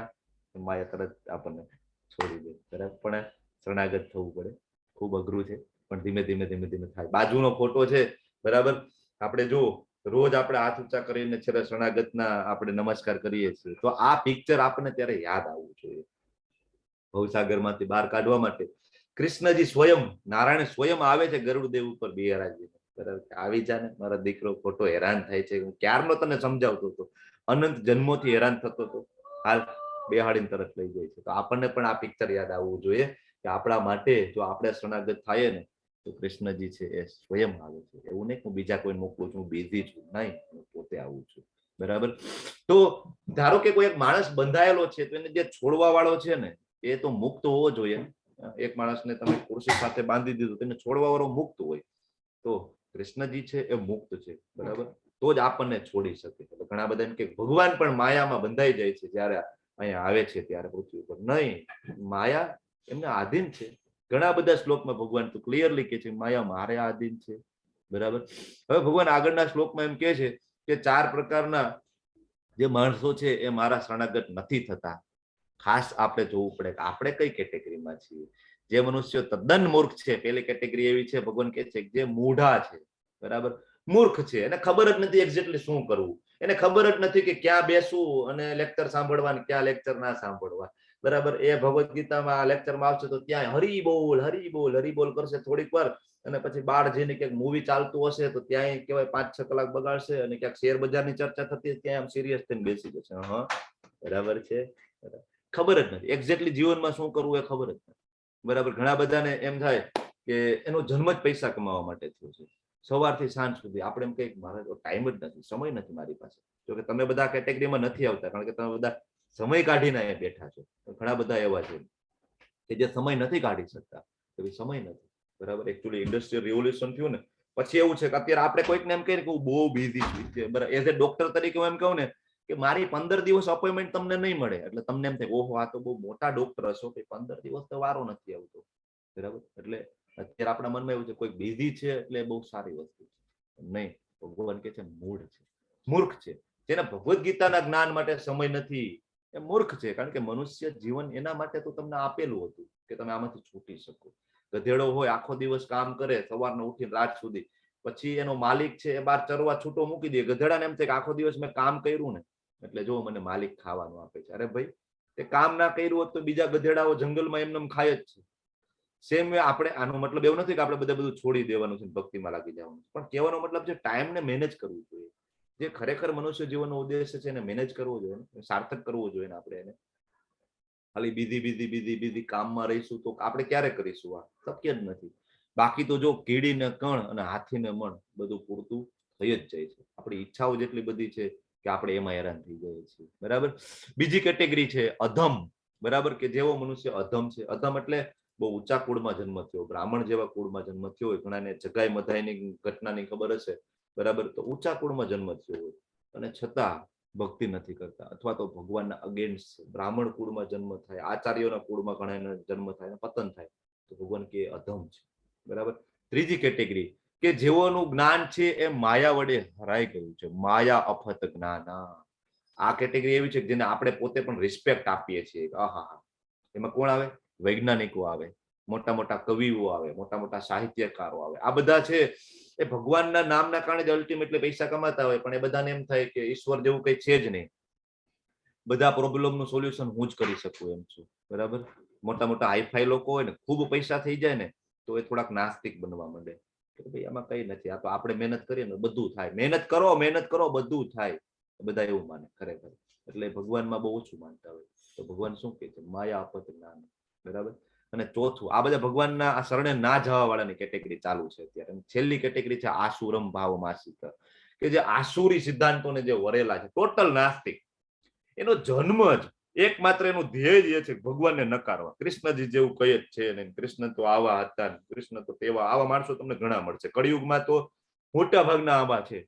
અને આવા માણસો તમને ભક્તિમાં આગળ આવશો ને એટલે માયા છે ને આ બધાને પકડીને તમારી સામે ઉભા કરી દેશે કે જાઓ. બરાબર, આપણું એક કસ્ટમર તૂટે એમ છે, લઈ આવો પાછો, એટલે આ બધાને ઉભા રાખી દે આપણી સામે. ભગવાન જેવું કઈ છે જ નહીં. કોને કીધું તમને? ક્યાં લખેલું છે? તો આ બધા એ કેટેગરીમાં આવે. પણ આ બધાને તમે પૂછો કે ભાઈ શરીર કેમ ચાલે છે, આત્મા એ શું છે? બરાબર, તમે બહુ મોટા વૈજ્ઞાનિકો, બહુ મોટા ડોક્ટરો છો, તો તમારી લેબોરેટરીમાં કેમ હજી સુધી એક જીવ નથી બનાવી શકતા? વાય? ભગવાનના કોઈ પણ જે પંચમહાભૂત તત્વોની સહાયતા વગર તમે કોઈ એક પણ વસ્તુ બનાવી નથી શકતા. એક પણ વસ્તુ નહીં, કોઈ બિલ્ડિંગ નહીં, કોઈ પ્લેન નહીં, એવું નાનું એવું રમકડું બનાવવું હોય ને તો પંચમહાભૂત તત્વોની હેલ્પ લેવી પડે, એના વગર શક્ય નથી. એટલે જાતે આપણે કઈ કરી નથી શકતા. એક નાની એવી સોય પણ ના બને આપણાથી ભગવાનના તત્વોની સહાયતા વગર. જે ભગવાનની શક્તિ છે, આજે આપણે જોયું પંચમહાભૂત જે ભગવાન કે મારી નિકૃષ્ટ શક્તિ છે, તો અલ્ટિમેટલી એનો જ ઉપયોગ કરીને આપણે બધું કરીએ છીએ. બરાબર, પછી ભગવાન કહે છે કે એવા 4 પ્રકારના પણ માણસો છે કે જે મારી શરણાગતે આવે છે. કયા છે? તો કે એક તો દુઃખી છે. બરાબર, પુણ્યશાળી મનુષ્યો. ભગવાન એને કહે છે કે આ જે 4 પ્રકારના છે પુણ્યશાળી મનુષ્યો છે કે જે મારી ભક્તિમય સેવા. દુઃખી છે, બરાબર, ખૂબ દુઃખ થાય અને ભગવાનના શરણે જવાનું વિચાર આવે ને તો સમજવું કે ખૂબ સુકૃતિઓ છે. આપણે સુકૃતિઓ જોઈતી ને, દાટ સુકૃતિઓ, બરાબર, અજ્ઞાત સુકૃતિઓ, ખૂબ સુકૃતિઓ હોય ને તો દુઃખ પડે ને ત્યારે ભગવાનના શરણે જવાનું આપણને ફીલ થાય. બાકી તો નહીતર દુઃખ પડે ને, ઘણા બધા જ્યોતિષીઓ, બરાબર, કેવાય કાલી કલકત્તે વાલી, મેરા વચન ન જાય ખાલી, બરાબર, આ બધામાં પડી જાય. બરાબર, ગેરંટીથી તમારો ઈલાજ કરી આપશું, આ બધામાં પડી જાય આપણે. તો ખરેખર જયારે દુઃખી થાય અને ભગવાન યાદ આવે ને તો ભગવાન કે પુણ્યશાળી મનુષ્ય. ભલે દુઃખ પડે મારા શરણે આવે છે ને, ઇટ્સ ઓકે. તો દુઃખી પેલી કેટેગરી છે. બરાબર, બીજી કેટેગરી છે કઈ? અર્થાથી. કંઈક પ્રાપ્ત કરવું હોય ને ભગવાન પાસે જાવ ને તો એટલીસ્ટ ભગવાન એમ કે છે કઈ વાંધો નહીં, દેવી દેવતાઓ પાસે જાવ એના કરતા મારી પાસે આવો. તમને ખબર છે કે હું છું, અહમ સર્વસ્ય પ્રભવો. 10.8 ભગવાન ક્લિયર લીધું છે કે હું જ છું. અલ્ટિમેટલી તમને એ તો ખબર છે કૃષ્ણ છે, ભગવાન છે. ભલે પૈસા માંગવા માટે મારી પાસે આવો છો અર્થાથી, અને ત્રીજો જિજ્ઞાસુ, બરાબર, કંઈક જાણવા માટે આવે કે ખરેખર હરે કૃષ્ણ વાળા કરે છે ને, જ્યારે નીકળે ત્યારે હરે કૃષ્ણ આ છે શું, જાણવું પડશે. આ બધા એકવાર ક્લાસ તો એટેન્ડ કરવા દે. જ્યારે હોય ત્યારે ઓલો હાથમાં પ્લાસ્ટર જેવી બીડબેક હોય ને બધા આમ હોય, ત્યારે હાથ ભાંગી ગયો હોય, સતત આમ કરતા બધા કરતા હોય છે.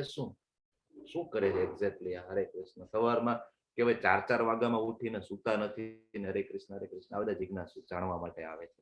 અને પરમ સત્યના જ્ઞાનની શોધમાં અમુકને કહેવાય થિયરિકલ નોલેજ છે, વેદો વાંચી લીધા છે, ભગવદ ગીતા વાંચી લીધી છે, બધું બરાબર છે, જોઈ લીધું છે, નહીં આ રીતના ભગવાન કહે છે. પણ હવે ભગવાનના શરણે જઈને એકવાર હું પ્રેક્ટિકલ કરીને તો જોઈ લઉં કે ખરેખર આ બધું છે કે નહીં. તો એ પરમ સત્યના જ્ઞાનની શોધ વાળા છે, બરાબર. આ તમારી સામે ઘણા બધા પિક્ચર છે. મને કોણ કહેશે કે આમાં કોણ છે એ આર્ત છે, કોણ છે દુઃખી છે, બરાબર, કઈ કઈ ઘટના છે? પેલો ફોટો કોનો છે? હરે કૃષ્ણ. ગજેન્દ્ર મોક્ષ નું પિક્ચર. કઈ કેટેગરીમાં આવે છે ગજેન્દ્ર મોક્ષ? કઈ કેટેગરી છે? દુઃખી. યસ, આર્ત, બરાબર. ઇન્દ્રધૂમ નામનો રાજા હતો અને ખૂબ મહેનત કરે છે, છૂટી નથી શકતો, છેલ્લે કહી દે છે કે હવે આપણું કામ પૂરું થઈ ગયું. એ જે તમે વાંચો એની સ્તુતિ, જોરદાર સ્તુતિ કરે છે ભગવાનની, બરાબર. અને અત્યારે એ શબ્દ યાદ નથી આવતા એના એક્ઝેક્ટલી, પણ બહુ જોરદાર. ક્યારેક યાદ આવશે ચર્ચા કરીશું. ભગવાનને કમળ આપે છે, અર્પણ કરે છે, આવે છે ભગવાન પોતે દ્વારકાથી આવે છે અને એને લઈ દે છે. હાલ ભાઈ, સશરીર કોઈને ધામમાં લઈ ગયા હોય ને એવું એક આ ગજેન્દ્ર એક જ છે, સશરીર ભગવાન. નહીતર કેવું હોય, શરીર અહીં છૂટી જાય, આત્મા લઈ જાય, ભગવાન સશરીર ઉપાડે છે કાલથી. બરાબર. બીજો ફોટો કોનો છે? અરે દ્રૌપદીનો. કઈ કેટેગરી? દુઃખી થાય છે, બધાને કે છે, બરાબર. 5 પાંડવો, ભીષ્મ, દ્રોણ, ધૃતરાષ્ટ્ર, બધાને કે છે, કઈ નથી થતું. છેલ્લે કે છે ગોવિંદા ગોવિંદા. ભગવાન છે, ગોવિંદ છે, એ આવે છે અને એનું રક્ષણ કરે છે. પણ કે છે કે એ જે આર્ધ સ્વરે દ્રૌપદીએ મને કહેવાય કે પુકારેલો ને, તો એનો જન્મનો ઋણી થઈ ગયો, બરાબર. નહીતર કેવું દુઃખ પડે ને, આડાવડા રસ્તે જવાઈ જાય, ઘણા બધા સુસાઇડ કરી લે, ઘણા બધા સાયકો થઈ જાય, ગાંડા થઈ જાય, બરાબર. જ્યોતિષ શાસ્ત્ર ને ખોટું નથી, બીજા બધા જે શાસ્ત્રો છે વૈદિક શાસ્ત્રો છે કહેવાનો મતલબ. પણ અહીંયા જે અર્થ થાય છે એ ઢોંગ ધતિંગની વાત થઈ રહી છે. બાકી બધા વાસ્તુશાસ્ત્ર, જ્યોતિષ શાસ્ત્ર, બરાબર, આપણું યોગ શાસ્ત્ર બધું ઓથેન્ટિક છે. બધામાં આપણે કહેવાય ને, પણ આપણે જોવાનું ઓથેન્ટિક શું છે, ઢોંગ ધતિંગ તો નથી, બરાબર. આ મારો જે કહેવાનો ભાવ છે એ છે. તો ઘણા બધા દુઃખી થાય ને તો આવા બધા પડી જાય. ગોવિંદ યાદ ના આવે, પણ એક્ઝેક્ટલી ગોવિંદ યાદ આવવો જોઈએ. ત્રીજો ફોટો કોણ છે? હરે કૃષ્ણ. ત્રીજો પિક્ચર સુખદેવજીનો જન્મ. હા, સુખદેવજી મહારાજ. કઈ કેટેગરીમાં આવશે સુખદેવજી મહારાજ? સુખદેવજી મહારાજ છે ને ઘરની બહાર નહોતા નીકળવા માંગતા. વ્યાસદેવજીના પુત્ર છે, નથી બહાર નીકળવું, એને બધું ખબર હતી. તો કઈ કેટેગરીમાં આવશે? હરે કૃષ્ણ. કોઈને ખબર છે? જ્ઞાની કેટેગરીમાં આવશે. જ્ઞાની. યસ, લલિત કુમાર. જ્ઞાની કેટેગરી. યસ, લલિત કુમાર પ્રભુ. પછીનો ફોટો બોલો. આ બધા પિક્ચર ઉપર 1 કલાક ચર્ચા કરી શકાય એમ છે, એટલે ફટાફટ બોલો. મહારાજ અને પરીક્ષિત મહારાજ. કઈ કેટેગરીમાં આવે છે પરીક્ષિત મહારાજ? જિજ્ઞાસુ. યા, જાણવું તો 7 જ દિવસ વૈતા તેમની પાસે. યસ. નીચે પછી નીચેનો ફોટો કઈ કેટેગરીમાં આવશે? પણ એ તો મહાન ભક્ત હતા ને.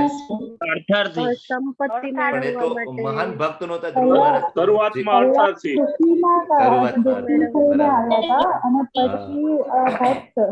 યસ, એક્ઝેક્ટલી, બરાબર છે. અને પછી વચ્ચેનો ફોટો?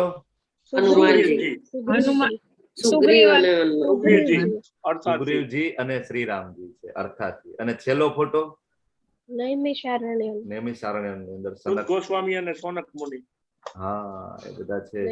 નાની જીવનનો ઉદ્દેશ્ય શું છે, વેદોનું રહસ્ય શું છે, એ બધા જાણવા માટે ભેગા થાય છે. નાની એવી ઘટના છે, વર્ણન કરી દઉં છું. તો જે ધ્રુવ મહારાજ છે, બરાબર, આપણે એમ થાય કે તો બહુ મોટા ભક્ત હતા, પણ એ કેમ અર્થાર્થીની કેટેગરીમાં છે? તો ઉત્તાનપાદ રાજાના પુત્ર ધ્રુવ, ઉત્તાનપાદના પિતાજી મનુ, એના પિતાજી બ્રહ્માજી. ઉત્તાનપાદ રાજાને 2 પત્ની, સુનીતિ અને સુરત. આ થોડોક ટાઈમ મને લાગે છે ઓવર જશે મારાથી. હું બહુ ટ્રાય કરું છું સ્પીડમાં જવાની, પણ મારા માટે અઘરું પડી રહ્યું છે, અથવા તો મારે આ બધી સ્ટોરી સ્કીપ કરવી પડે એમ છે, બરાબર. તો એક કામ કરીએ, ધ્રુવ મહારાજની સ્ટોરી આપણે લાસ્ટમાં લઈ લઈએ. જેને ખરેખર સ્ટોરીમાં ઇન્ટરેસ્ટ નથી ને એમના માટે બધા શ્લોક કવર થઈ જાય. ઓકે ઓકે યસ, સ્કીપ કરીએ અને નેક્સ્ટ આપણે સીધો શ્લોક આપણે લઈ લઈએ. યસ, 7.19 માં ભગવાન કહે છે કે બહુનામ જન્મના મંતે જ્ઞાનવાન મામ પ્રપદ્યન્તે વાસુદેવ સર્વેતિ સ મહાત્મા સુદુર્લભ. આ શ્લોક મારો ફેવરિટ છે કે ખૂબ ઘણા બધા જન્મો થાય અને જન્માંતરો પછી આપણને એમ થાય કે નહીં, કૃષ્ણ છે એ ભગવાન છે, વાસુદેવ જ છે એ સર્વ છે. તો ભગવાન પોતે કહે છે કે આવો મહાત્મા તો દુર્લભ છે, આવો મહાત્મા શું દુર્લભ. અનેક જન્માંતરો પછી મનુષ્યને ખરેખર જ્ઞાન થાય. બરાબર, ખૂબ વેદો વાંચે, ખૂબ ઉપનિષદો, બરાબર, પુરાણો બધું વાંચે અને આવા જે જ્ઞાનીઓ છે એના જન્મો થાય પછી એને ખબર પડે ને મારી શરણે આવે ને પછી એમ કે નહીં વાસુદેવ શરણે. તમે વિચાર કરો કે આપણે તો બહુ ઇઝીલી ભગવાનના શરણે જતા રહીએ છીએ. ભગવાન તેમ કે છે કે બહુ નામ જન્મ નામ, તમારા અને મારા અનેક જન્મ થઈ ચૂક્યા છે, પછી આપણને કૃષ્ણ છે, પરમ પુરુષ છે, પૂર્ણ પુરુષોત્તમ છે, એનું જ્ઞાન આપણને અહીં મળી રહ્યું છે. બરાબર, એટલે તમે ભક્તિમાં આવો ને આજુબાજુમાં તમને એવું લાગે કે બહુ બધા ભોગમાં બધા કહેવાય છે, બધા બહુ મજા કરે છે, એન્જોય કરે છે બધા માણસો. હું એન્જોય નથી કરતો, હું ભક્તિ કરું છું, સવારમાં 4 વાગે ઉઠવું, માળા કરી, આ બધા કેવા જલસા કરે છે. તો ત્યારે વિચારવું કે બહુ નામ જન્મ ના મંતે, અનેક જન્મો પછી તમને આ ખ્યાલ આવ્યો છે. એના અનેક જન્મો બાકી છે, ઘણે હજી એને અનેક જન્મો સુધી આવી રીતના હેરાન થવાનું, અલ્ટિમેટલી હેરાન થવાનું. તમને એવું લાગે મજા કરે છે પણ એ તો ક્ષણિક છે. અલ્ટિમેટલી હેરાન થવાનું અને હજી ખરાબ સમય આવશે, એમાં પણ એને જન્મ લેવો પડશે. બરાબર, પણ તમારા અનેક જન્મો પૂર્ણ થઈ ગયા છે અને તમે હવે સમજી ગયા છો કે વાસુદેવ સર્વમિતિ, અને તમે એ મહાત્મા છો કે જે સુદુર્લભ છે અને જે ભગવાન કહે છે તમને, તમે બધા એ મહાત્માની કેટેગરીમાં છો. મારા 2 શ્લોક બહુ ફેવરિટ છે. પછી ભગવાન કહે છે કે મને પૂર્ણ રીતે નહીં જાણનારા બુદ્ધિહીન મનુષ્ય માને છે કે હું પૂર્ણ પુરુષોત્તમ પરમેશ્વર કૃષ્ણ પેલા નિરાકાર હતો. આ એકચ્યુઅલી જે નિરાકારવાદીઓ છે ને, બરાબર ને, એના ગાલ ઉપર ભગવાન લાફો મારે છે, ટક કરતો. બરાબર, મૂર્ખા છો તમે, બુદ્ધિ નથી તમારામાં. બરાબર, એ લોકો માને છે કે પેલા હું નિરાકાર હતો, મારો કોઈ આકાર નહોતો. બરાબર, પછી આ વ્યક્તિત્વનું મેં ધારણ કર્યું, પછી હું કૃષ્ણ અને રામ સ્વરૂપે હું આવ્યો. બરાબર, અલ્પલયનના કારણે મારા અવિનાશી અને સર્વોપરી પ્રકૃતિને જાણતા નથી. એનામાં એટલી બુદ્ધિ નથી કે હું અવિનાશી છું, મારો કોઈ જન્મ નથી, મારું કોઈ મૃત્યુ નથી. જે કઈ છે, બરાબર, 4થા અધ્યાયના 9મા શ્લોકમાં ભગવાને કહી દીધું કે જન્મ કર્મ ચમે દિવ્યમ એવમ યો વેતિ તત્વ. મારો જન્મ અને મારું કર્મ છે દિવ્ય છે. જે મને આ રીતના જે મને તત્વતઃ જાણશે, બરાબર, ત્યક્તા દેહમ પુનર્જન્મ, એ દેહ ત્યજી દીધા પછી એનો પુનર્જન્મ નહીં થાય. બરાબર, તો શું થશે? પુનર્જન્મ નહીં થાય તો સીધું ભગવાનના ધામમાં એન્ટ્રી મળશે. આટલું જ જાણવાનું છે. ભગવાનનો જન્મ અને ભગવાનનું કર્મ છે દિવ્ય છે. 4થા અધ્યાયનો આખો સાર આવી જાય છે. બરાબર છે.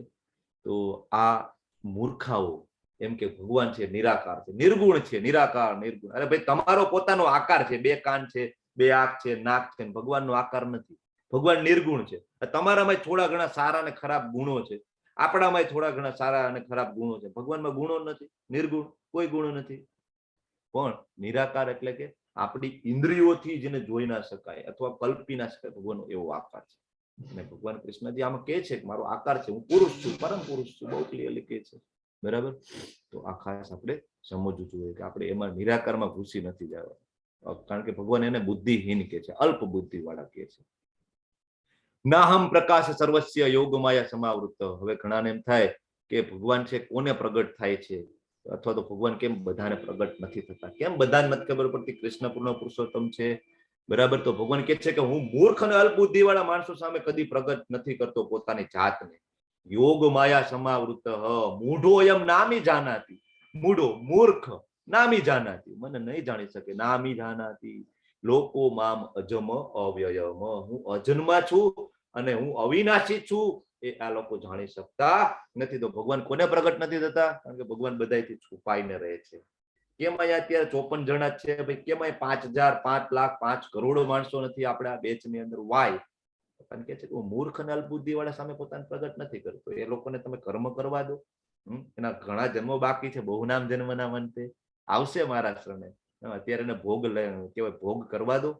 બરાબર, ભગવાન કહે છે કે હું બધાને દેખાતો નથી, બધા મને સમજી શકતા નથી, કારણ કે હું મારી યોગ માયાથી આવૃત રહું છું. હું ખાલી મારા ભક્તો સામે પ્રગટ થઉં છું. મૂઢ અને મૂર્ખ અલ્પબુદ્ધિ વાળા માણસો મને ભગવાન કહે છે સમજી નથી શકતા કે હું અજન્મા છું, મારો કોઈ જન્મ નથી. બરાબર. મારું પ્રાગટ્ય, ભગવાનનો જન્મ ના હોય, ભગવાનનું પ્રાગટ્ય હોય. બરાબર. ભગવાન પ્રગટ થાય તો તમને બધાને એમ થાય, ઘણા બધાને, તમને તો નહીં, તમે બધા ભક્તો છો તો ઘણા બધાને એમ થાય કે તો તમે જન્માષ્ટમી શું કામ ઉજવો છો? જન્માષ્ટમી છે એ ભગવાન છે એ લીલા કરવા માટે આવે જ્યારે ધરાતલ ઉપર. તો એ લીલાનું તમે સાંભળો, શ્રવણ કરો, અને યાદ કરો, સાંભળો, એનાથી તમે ભગવાન સાથે કનેક્ટ થઈ શકો. ભગવાન કોઈ લીલા જ ના કરે તો ભગવાન સાથે આપણે કનેક્ટ કઈ રીતના થવાનું? ભગવાન આવે છે અને ભગવાન લીલા કરે છે અને આપણે એની સાથે કનેક્ટ થઈ શકીએ. કે જે ભગવાનના જે લીલાઓનું રસપાન કરવા માટે ઘણા બધા લલાયિત છે, એમના ભક્તો, ભગવાન એના માટે બધી લીલાઓ કરવા માટે આવે છે. પણ આ બધું બધા નથી સમજી શકતા. આપણને એમ થાય ને તો ભગવાન અહીંયા એનો જવાબ આપે છે. હું બધા સામે પ્રગટ નથી થતો. ભગવાન કે છે કે પૂર્ણ પુરુષોત્તમ પરમેશ્વર તરીકે હું, બરાબર, હું જે કઈ ભૂતકાળમાં થયેલું છે, વર્તમાનમાં થઈ રહ્યું છે, ભવિષ્યમાં જે કઈ થવાનું છે, બધું હું જાણું છું. સર્વ જીવોનું હું જાણું છું, પરંતુ મને કોઈ જાણતું નથી. ભગવાન એમ કે છે ભવિષ્ય પણ હું જાણું છું. તો એનો મતલબ એવો કે આપણું ભવિષ્ય ફિક્સ છે? નહીં, ભવિષ્ય ફિક્સ નથી. પણ તમે જે ગુણોને સિલેક્ટ કરશો ને, એ ગુણો મુજબ તમે ધારો કે જીપીએસ ચાલુ કરો, આમાં ઘણા બધાને ખબર, જીપીએસ ચાલુ કરો અને અહીંથી આપણે કેવાય વૃંદાવન જવું છે, તો તમે એક રસ્તો સિલેક્ટ કરો છો એટલે ત્યાં તમારું ડેસ્ટિનેશન નક્કી થઈ જાય. તમે એક ગુણ સિલેક્ટ કરી દે, સતો ગુણ, એટલે ભગવાન કે હું જાણું છું સતો ગુણમાં તમે આગળ હવે શું કરશો? બરાબર. પણ આગળ જતા જતા, વૃંદાવન જતા જતા એમ થાય કે નહીં, ગોવાઈ જતા આવ્યા ને, રસ્તામાં જ આવે છે, આમ થોડુંક ટર્ન લઈ લે, અથવા તો બીજું કોઈ પ્લેસ, બરાબર, કે ત્યાંથી ટર્ન લઈ લે. પછી તમે ગોવા બાજુ ટર્ન મારો છો તો ભગવાન કે હવે હું આગળ જાણું છું શું થવાનું છે એ. બરાબર. તો જે બરાબર રીરૂટિંગ કહેવાય ને, જીપીએસ માં રીરૂટિંગ થાય. રસ્તો સિલેક્ટ કરો, પછી તમે કરો એટલે તરત ચકેડું ફરવા માંડે, પછી નવો રસ્તો બતાવે. તો ભગવાન આ રીતના આપણું ભવિષ્ય જાણે. આપણું ભવિષ્ય ફિક્સ નથી. જે ગુણો સિલેક્ટ કરીશું ને, એ ગુણો મુજબ આપણું ભવિષ્ય છે એ ભગવાન કે હું જાણું છું. ભગવાન કે હું જાણું છું પણ મને કોઈ જાણતું નથી. શું કામ આપણે ભગવાનને નથી જાણતા? કારણ કે આપણે ભગવદ્ ગીતા ખોલવી નથી. ભગવદ્ ગીતા આપણે બધા સાઈડમાં મૂકી દીધું છે. ભગવાનનો જે આપણા પ્રત્યેનો, આપણા જે પરમ પિતાજી છે, શ્રી કૃષ્ણજી છે, આપણા માતા રાધાજી છે, એમનો જે આપણા પ્રત્યેનો જે પ્રેમ છે, એનો જે લવ લેટર છે આપણા માટેનો, આપણે ખોલવો જ નથી ને. આપણે ભોગ, આપણને મજા જ કરવી છે. આપણને એવું લાગે અહીંયા જ મજા છે. ઇન્દ્રને કેમ હતું કે ભાઈ ડુક્કર બની ગયો તો ઇન્દ્ર, બરાબર, તો એને એમ હતું કે વિષ્ટા ખાવામાં બહુ મજા છે, ખૂબ આનંદ છે. બ્રહ્માજીને કહે છે, બ્રહ્માજી આ તો બહુ મજા આવે, કાદવમાં રખડવાનું, કચરામાં સુવાનું, વિષ્ટા ખાવાની બહુ મજા આવે છે. સેમ આપણે આનંદમાં છીએ, મજામાં છીએ, આ જ મજા છે. બરાબર. જયારે ભગવદ્ ગીતાનું કહેવાય અંજલિ, એનું જળ આપણા ઉપર પડશે ત્યારે આપણે એમ થશે કે નહીં, ખરેખર આ, બરાબર. જેમ કે ઇન્દ્રને ખબર પડી ને, બ્રહ્માજીએ દિવ્ય જળ છાંટ્યું તો ઇન્દ્રને ખબર પડી કે નહીં, હું તો ઇન્દ્ર છું અને રાજા છું દેવોનો, જવું જોઈએ મારે. તો ભગવદ્ ગીતાની દિવ્ય અંજલિ આપણા મગજ ઉપર પડશે, એના જે છાટાઓ પડશે, એના જે શબ્દો મગજમાં પડશે, ત્યારે ખબર પડશે કે નહીં, ખરેખર જે સાચું સુખ એ આ નથી. બરાબર. ભગવાન કે બધું હું જાણું છું, ન તું, બરાબર, તું વેદ ન કશ્ચન, તું જાણતું નથી, હું બધું જાણું. ભગવાન કે 12 કરોડ વર્ષ પહેલા સૂર્યદેવને મેં જ્ઞાન આપ્યું હતું, મને યાદ છે, હું જાણું છું, પણ તું જાણતો નથી. જે બુદ્ધિશાળી મનુષ્યો જરા તથા મરણમાંથી મુક્ત થવા પ્રયત્નશીલ રહે છે, તેઓ મારી ભક્તિમાં આશ્રય ગ્રહણ કરે છે. જેને છૂટવું છે, બરાબર, જન્મ મૃત્યુ જરા વ્યાધિ, ખૂબ દુઃખ છે, જન્મમાં ખૂબ દુઃખ છે, મૃત્યુમાં ખૂબ દુઃખ છે. ગરુડ પુરાણ વાંચો, ગરુડ પુરાણ, તો ખબર પડે કે મૃત્યુમાં ખૂબ કષ્ટ છે, આગળની ગતિ ખૂબ કષ્ટદાયક છે. જો ભક્તિમાં આગળ નહીં વધીએ ને, ખૂબ કષ્ટદાયક ગતિ છે આગળની. હું તમને ડરાવતો નથી, પણ શાસ્ત્રોમાં બહુ ક્લિયર કટ લખે છે. જન્મમાં ખૂબ દુઃખ છે, બરાબર, અને જરા વ્યાધિ, બરાબર, અને જરા એટલે ગડપણ, ગડપણમાં તો દુઃખ છે, તમને બધાને ખબર છે. કાંધા દુખવા, માન બહુ જનરલી બહુ ઓછા એવા વિરલાઓ હશે, બરાબર, પુણ્યશાળી આત્માઓ છે જે ગડપણમાં સશક્ત ને સ્ટ્રોંગ હશે ને બુદ્ધિ પણ સારી કામ કરતી હશે, ઓછા માણસો. બાકી એમાંય દુઃખ છે. વ્યાધિ, વ્યાધિ એટલે બીમારી, બીમારીમાં તો દુઃખ છે જ. બરાબર. તો ખાસ યાદ રાખવું પડે. આ શ્લોક જે છે, બરાબર, એમાં આપણને ક્લિયરલી કહે છે કે જન્મ મૃત્યુમાંથી છૂટવું હોય ને તો ભગવાનના શરણે જવું પડે છે.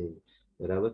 આ શ્લોકના આશ્રય ઉપરથી અધ્યાત્મ જે શબ્દ આવે છે ને, એ શબ્દ અર્જુનજી પકડી લે છે અને આગળનું ચેપ્ટર આવશે એમાં પહેલા શ્લોકમાં હવે અર્જુનજી પ્રશ્ન કરવા મળશે, કિમ તદત બ્રહ્મ કિમ અધ્યાત્મ, બ્રહ્મ શું છે, અધ્યાત્મ શું છે. આપણા માટે બધા પ્રશ્ન પૂછશે, બરાબર, કે ભાઈ એક્ઝેક્ટલી શું છે, દેવો કોણ છે, બધું પૂછશે ડિટેલમાં. હવે આ છેલ્લો શ્લોક છે કે જે મનુષ્ય મને પરમેશ્વરને મારી પૂર્ણ ચેતનામાં રહી ને મને જગતનો, દેવોનો તથા યજ્ઞની સર્વ પદ્ધતિઓનો નિયામક જાણે છે.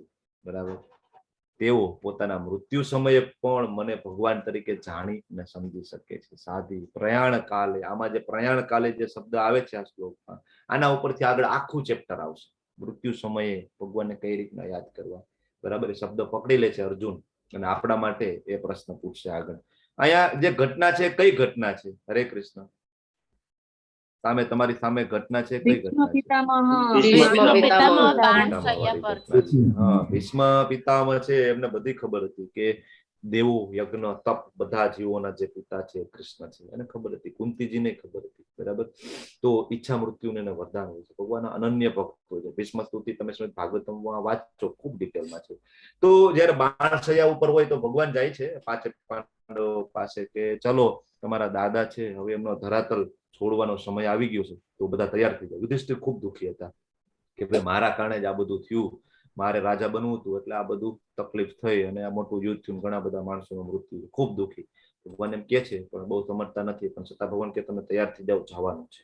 તમે વિચાર કરો કે ભગવાન એના ભક્તોને ગ્લોરીફાય કરવા માટે શું શું કરી શકે. આગળ જે બધા ત્યાં જાય છે તૈયાર થઈ, ને ભીષ્મ પિતામહ છે, ભીષ્મદેવ છે, એમને જોવે છે, ભીષ્મ પિતામહ છે, આ બધાને ખૂબ પ્રશંસા કરે છે કે તમે બધા ખૂબ ગુણવાન હતા, ખૂબ શક્તિશાળી હતા અને તમને જ આઈડિયલી રાજ્ય મળવું જોઈતું હતું, પણ છતાં તમે ક્યારેય ધર્મનો સાથ ના છોડ્યો, બરાબર, ને ખૂબ સમજાવે છે. અને પછી યુધિષ્ઠિર મહારાજ છે એ શાંત થાય છે, બરાબર. તો ભીષ્મદેવ છે એ ભગવાનને કયા રસમાં પ્રેમ કરતા હતા, કોણ કે છે? કૃષ્ણજીને, બરાબર, કયા રસમાં ભીષ્મદેવ છે પ્રેમ કરતા હતા? એ રસ કયો હતો? યસ ખ્યાતિ માતાજી. વીર રસમાં પ્રભુજી. વીર રસમાં, યસ, ભીષ્મદેવ છે વીર રસમાં પ્રેમ કરતા. ભીષ્મદેવ ભગવાનને કહે છે કે ભગવાન હું તમને વીર રસમાં પ્રેમ કરું, બરાબર. જયારે તમે યુદ્ધમાં ઓલું પૈડું લઈને મારી સામે ઘસી આવતા હતા ને ભગવાન, તમારા છૂટા વાળ, ધૂળની જે ડમરીઓ ચડતી હતી, ધૂળના કારણે તમારા વાળ ગોલ્ડન જે ઝાંયો પડતી હતી, મારા નાના નાના તીર તમને લાગતા હતા, પૂરા લોહીના ટસિયાઓ એમાંથી નીકળતા હતા. ભગવાન લીલા કરેલા પૂર્ણ લીલા કરે, જોરદાર. અને ભક્ત માટે લીલા કરે ને, કારણ કે ભીષ્મજીએ કીધું હતું કે ભગવાન તમે ભલે કીધું કે હું શસ્ત્ર નહીં ઉપાડું, તમારે મારા માટે શસ્ત્ર ઉપાડવું પડશે, મારી ઈચ્છા છે, તમારે તમારું વચન તોડવું પડશે. કૃષ્ણજી છે એના ભક્ત માટે વચન તોડી નાખે છે. નહીં, તમે કીધું છે, બરાબર, થોડું રથનું પૈડું કાઢીને આવે છે, મારે કે શસ્ત્રની જરૂર નહીં પડે, ખાલી એક પૈડું મારીશ ને ભીષ્મ તારું અહીંયા પૂરું થઈ જશે. હકીકતે વીર રસમાં પ્રેમ હતો ભક્ત અને ભગવાનનો. ભક્તની ઈચ્છા હતી એટલે ભગવાન એ લીલા કરે છે. ત્યારે ભીષ્મદેવ છે એનું મૃત્યુ થાય છે. વિચાર કરો આવું મૃત્યુ કોનું હોય? હાથમાં હાથ કૃષ્ણજીનો આ રીતના હાથ હોય અને પછી કૃષ્ણજીની ખૂબ ભાંગમય વિષ્ણુ સહસ્ત્ર નામ બોલે છે, ખૂબ પૂજા કરે છે. અને ભગવાન એ સમયના જેટલા અવતારો હતા એ બધા ત્યાં હાજર હોય છે. પરશુરામજી છે, વેદવ્યાસજી છે, નારદજી છે, બધા ત્યાં ઉપસ્થિત હોય છે, સહસ્ત્ર નામ બોલે છે, પૂજા કરે, અને આ જોતા જોતા એનો દેહ ત્યાગ થાય છે. આવું મૃત્યુ કોનું હોય? વિચાર કરો, ભગવાનના ભક્તોનું આવું મૃત્યુ થઈ શકે પ્રયાણ કાલે, બરાબર. તો અંત સમયે ભગવાન તો જ યાદ રાખી શકાય કે અત્યારથી આપણે પ્રેક્ટિસ કરીએ ને તો બાકી શક્ય નથી. ખૂબ અઘરું છે, બરાબર. આ સાથે આ ચેપ્ટર અહીંયા પૂર્ણ થાય છે, પણ આ ધ્રુવ મહારાજની જે વાર્તા છે એ આપણે કન્ટિન્યુ કરવી છે કે ચેપ્ટર ફિનિશ કરી દઉં? હરે કૃષ્ણ. ચેપ્ટર ફિનિશ થઈ ગયું છે, એને લીવ કરવું એ લીવ કરી શકશે. હરે કૃષ્ણ. ધ્રુવ મહારાજની જે ઘટના છે કન્ટિન્યુ કરવી છે? હરે કૃષ્ણ. હા. ઓકે, હરે પ્રભુ. હરે કૃષ્ણ. હા પ્રભુજી. Okay, okay. તો આપણે વાત થઈ હતી ધ્રુવ મહારાજ, ઉત્તાનપાદના પુત્ર, એમના જે પિતા છે એ મનુ, અને મનુ છે, બરાબર, એ બ્રહ્માજીના પુત્ર, બરાબર. તો ઉત્તાનપાદને બે પત્નીઓ હતી, બરાબર, સુનીતિ અને સુરુચિ, બરાબર. એમાં જે સુરુચિ હતી ને ઉત્તાનપાદને ખૂબ પ્રિય હતી, બરાબર, વોટ એવર જે કઈ કારણ હોય તે. અને એમના જે સુનીતિના પુત્ર હતા ને એ ધ્રુવ મહારાજ, સુરુચિના એક બીજા પુત્ર હતા, બરાબર. બાળકોને તો આ પોલિટિક્સ ઘરની ખબર ના હોય, તો એક સમય એવું થાય રાજા સિંહાસન ઉપર બેઠા હોય છે અને જે સુનીતિના જે પુત્ર હોય છે ને, સોરી, સુરુચિના પુત્ર હોય છે ને એ તે ખોડામાં બેઠા હોય છે, અને આ જે સુરુચિ, બરાબર, નહીં, હા, સુરુચિના પુત્ર બેઠા હોય છે, સુનીતિ એટલે ધ્રુવ મહારાજના જે મમ્મી છે એનું નામ છે સુનીતિ. તો એ જે ધ્રુવ મહારાજ આવે છે અને એમને એમના ખોડામાં બેસવું હોય છે. જો તમે સામે પિક્ચર જોઈ શકો છો. તો ઓલી જે પત્ની છે, બરાબર, સુરુચિ, એ ધ્રુવ મહારાજને એમ કે ખબરદારી કે તું ખોડામાં બેઠો હતો, ત્યાં તારો કોઈ હક નથી, કે બરાબર. આ તો નાનું બાળક છે, સમજતું નથી, છતાંય પ્રયત્ન કરે છે. ખૂબ કડવા વેણ કે છે કે તું ખૂબ અભાગ્યો છો, બરાબર, તે મારા ખોળે જન્મ નથી લીધો. મારા ખોળે જન્મ લીધો હોત ને તો તને કે આ ખોળામાં અને આ ગાદીમાં તને હક મળે, બાકી તને ખોળામાં બેસવાનો હક નથી અને તને આ ગાદી ઉપર બેસવાનો પણ હક નથી. ધ્રુવ મહારાજને બહુ દુઃખ નહોતું, કારણ કે એને ખબર હતી કે ભાઈ આ તો મારી સોતેલી માં છે, એ મને કે તો વાંધો નહીં, પણ એ એના પિતાજી સામે જોતા હતા કે પિતાજી તો હમણાં મને બેસાડશે, કારણ કે એ તો બાપ તો મારો છે ને, માં ભલે સોતેલી હોય મારી, ભલે મારી બીજી માં હોય, બાપ મારો છે. પણ કહેવાય ને કે સ્ત્રી પ્રેમમાં ગાંડા ઉતાનપાદ છે, એ ત્યારે કઈ જવાબ નથી આપતા અને બેસાડતા નથી. ધ્રુવ મહારાજને ક્ષત્રિયનો લોહી ઉકળી જાય છે, બરાબર, ગેટ આઉટ એમ કહી દે છે. જે સુરુચિ હોય છે કહેવા દે કે તને બહુ એવું હોય ને, તારે બેસવું જોઈએ ને તો તું વિષ્ણુજીની ભક્તિ કર અને એની પાસે તું એને રિક્વેસ્ટ કર કે તારો જન્મ મારા કુખે થાય, બરાબર, તો કદાચ તને આ ચાન્સ મળે, બાકી તારો આ જન્મમાં કોઈ ચાન્સ નથી.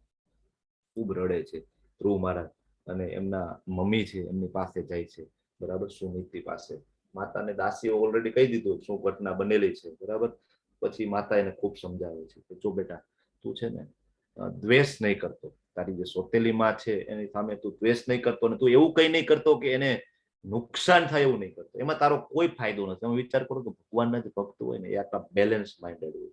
બાકી આ સમય તો શું કે જા તમ તારે તું યુદ્ધ કરી નાખ, અથવા તો એવી સલાહ આપે ને, બરાબર, પણ શું કે છે માતાજી કે નહીં, બરાબર, એની વાત સાચી છે, બરાબર, તને ભલે કડવી લાગે પણ એની વાત સાચી છે. બરાબર, એના કુખે જન્મ નથી થયો, મારા કુખે જન્મ થયો છે, એટલે તને એ હક નથી મળતો, બરાબર. ખૂબ સમજાવે છે. પછી એમ કે છે કે તો મારે શું કરવું જોઈએ ધ્રુવ મહારાજ કે? તો એની માતા કહે છે કે તું એક કામ કર, ભગવાન વિષ્ણુની, બરાબર, ભગવાન કૃષ્ણની સ્તુતિ કર, તપ કર, ભગવાન આવશે. તો એ તો તરત નીકળી જાય છે નાના એવા ધ્રુવ મહારાજ, બરાબર. ચલો હવે તો આપણે તપ કરવા નીકળી જવું છે. તપ કરવા નીકળે છે. હવે તો ભગવાન તરફ એક પગલું, કોઈ પણ કારણોસર, ભગવાને કીધું ને 4 કારણો છે, ગમે એક કારણોસર તો મારા સામે આવો. તો ધ્રુવ મહારાજે પેલા તો કહેવાય ને કે અર્થાર્થી હતા, પણ આપણે વાત થઈ ને કે ભાઈ શું જોતું તું એને, તો કે મારા દાદા કરતા મોટું સામ્રાજ્ય જોઈએ, બ્રહ્મા કરતા મોટું સામ્રાજ્ય મારે જોઈએ, અને એકવાર આ મારી માં અને મારા બાપને હું બતાવી દઉં કે તમારા કરતા મોટું સામ્રાજ્ય છે. એટલે નીકળી પડે છે, બરાબર.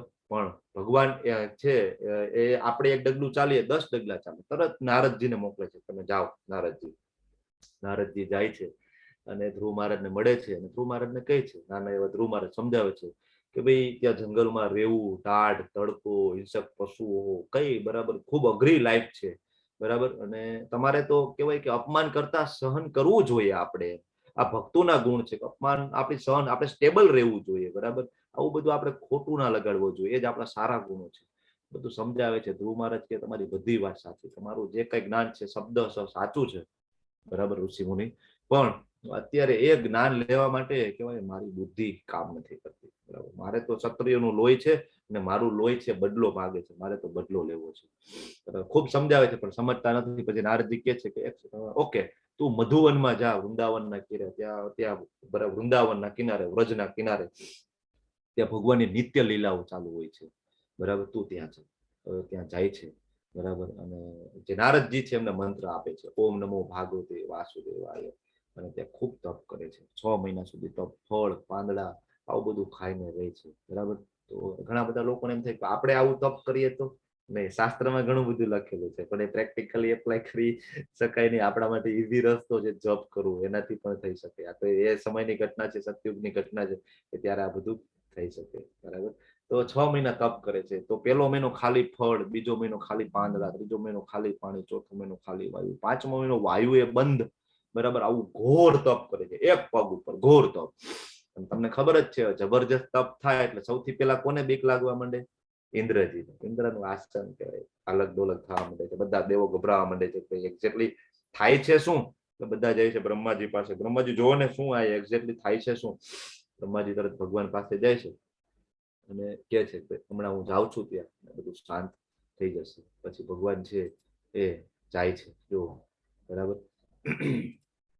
અને માથે શંખ અડાડે છે. એકચ્યુઅલી ભગવાન ત્યાં જાય છે ને તો ધ્રુવ મહારાજ તો કઈ બોલી નથી શકતા, કારણ કે હવે એને તો પછી ખબર પડી, રિયલાઇઝ થઈ ગયું ભાઈ મેં તો એકચ્યુઅલી આવ્યો તો પૈસા માંગવા માટે, મતલબ સામ્રાજ્ય માંગવા માટે, પણ આ તો ભગવાન સાક્ષાત આવે છે ને મેં તો મારી ઈચ્છાઓ જ ખોટી છે, કારણ કે તરત કે હૃદયમાં પવિત્રતા આવી જાય ને, બરાબર.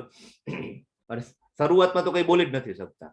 તો ભગવાન એનો શંખ અડાડે છે, જો એનો શંખ માથા ઉપર અડાડે છે, તરત કહેવાય ને કે ભગવાનની સ્તુતિ ચાલુ કરી દે છે. ભગવાન કે કહેવાય અવાક કે જોરદાર સ્તુતિ કરે છે, બોલવા માંડે છે.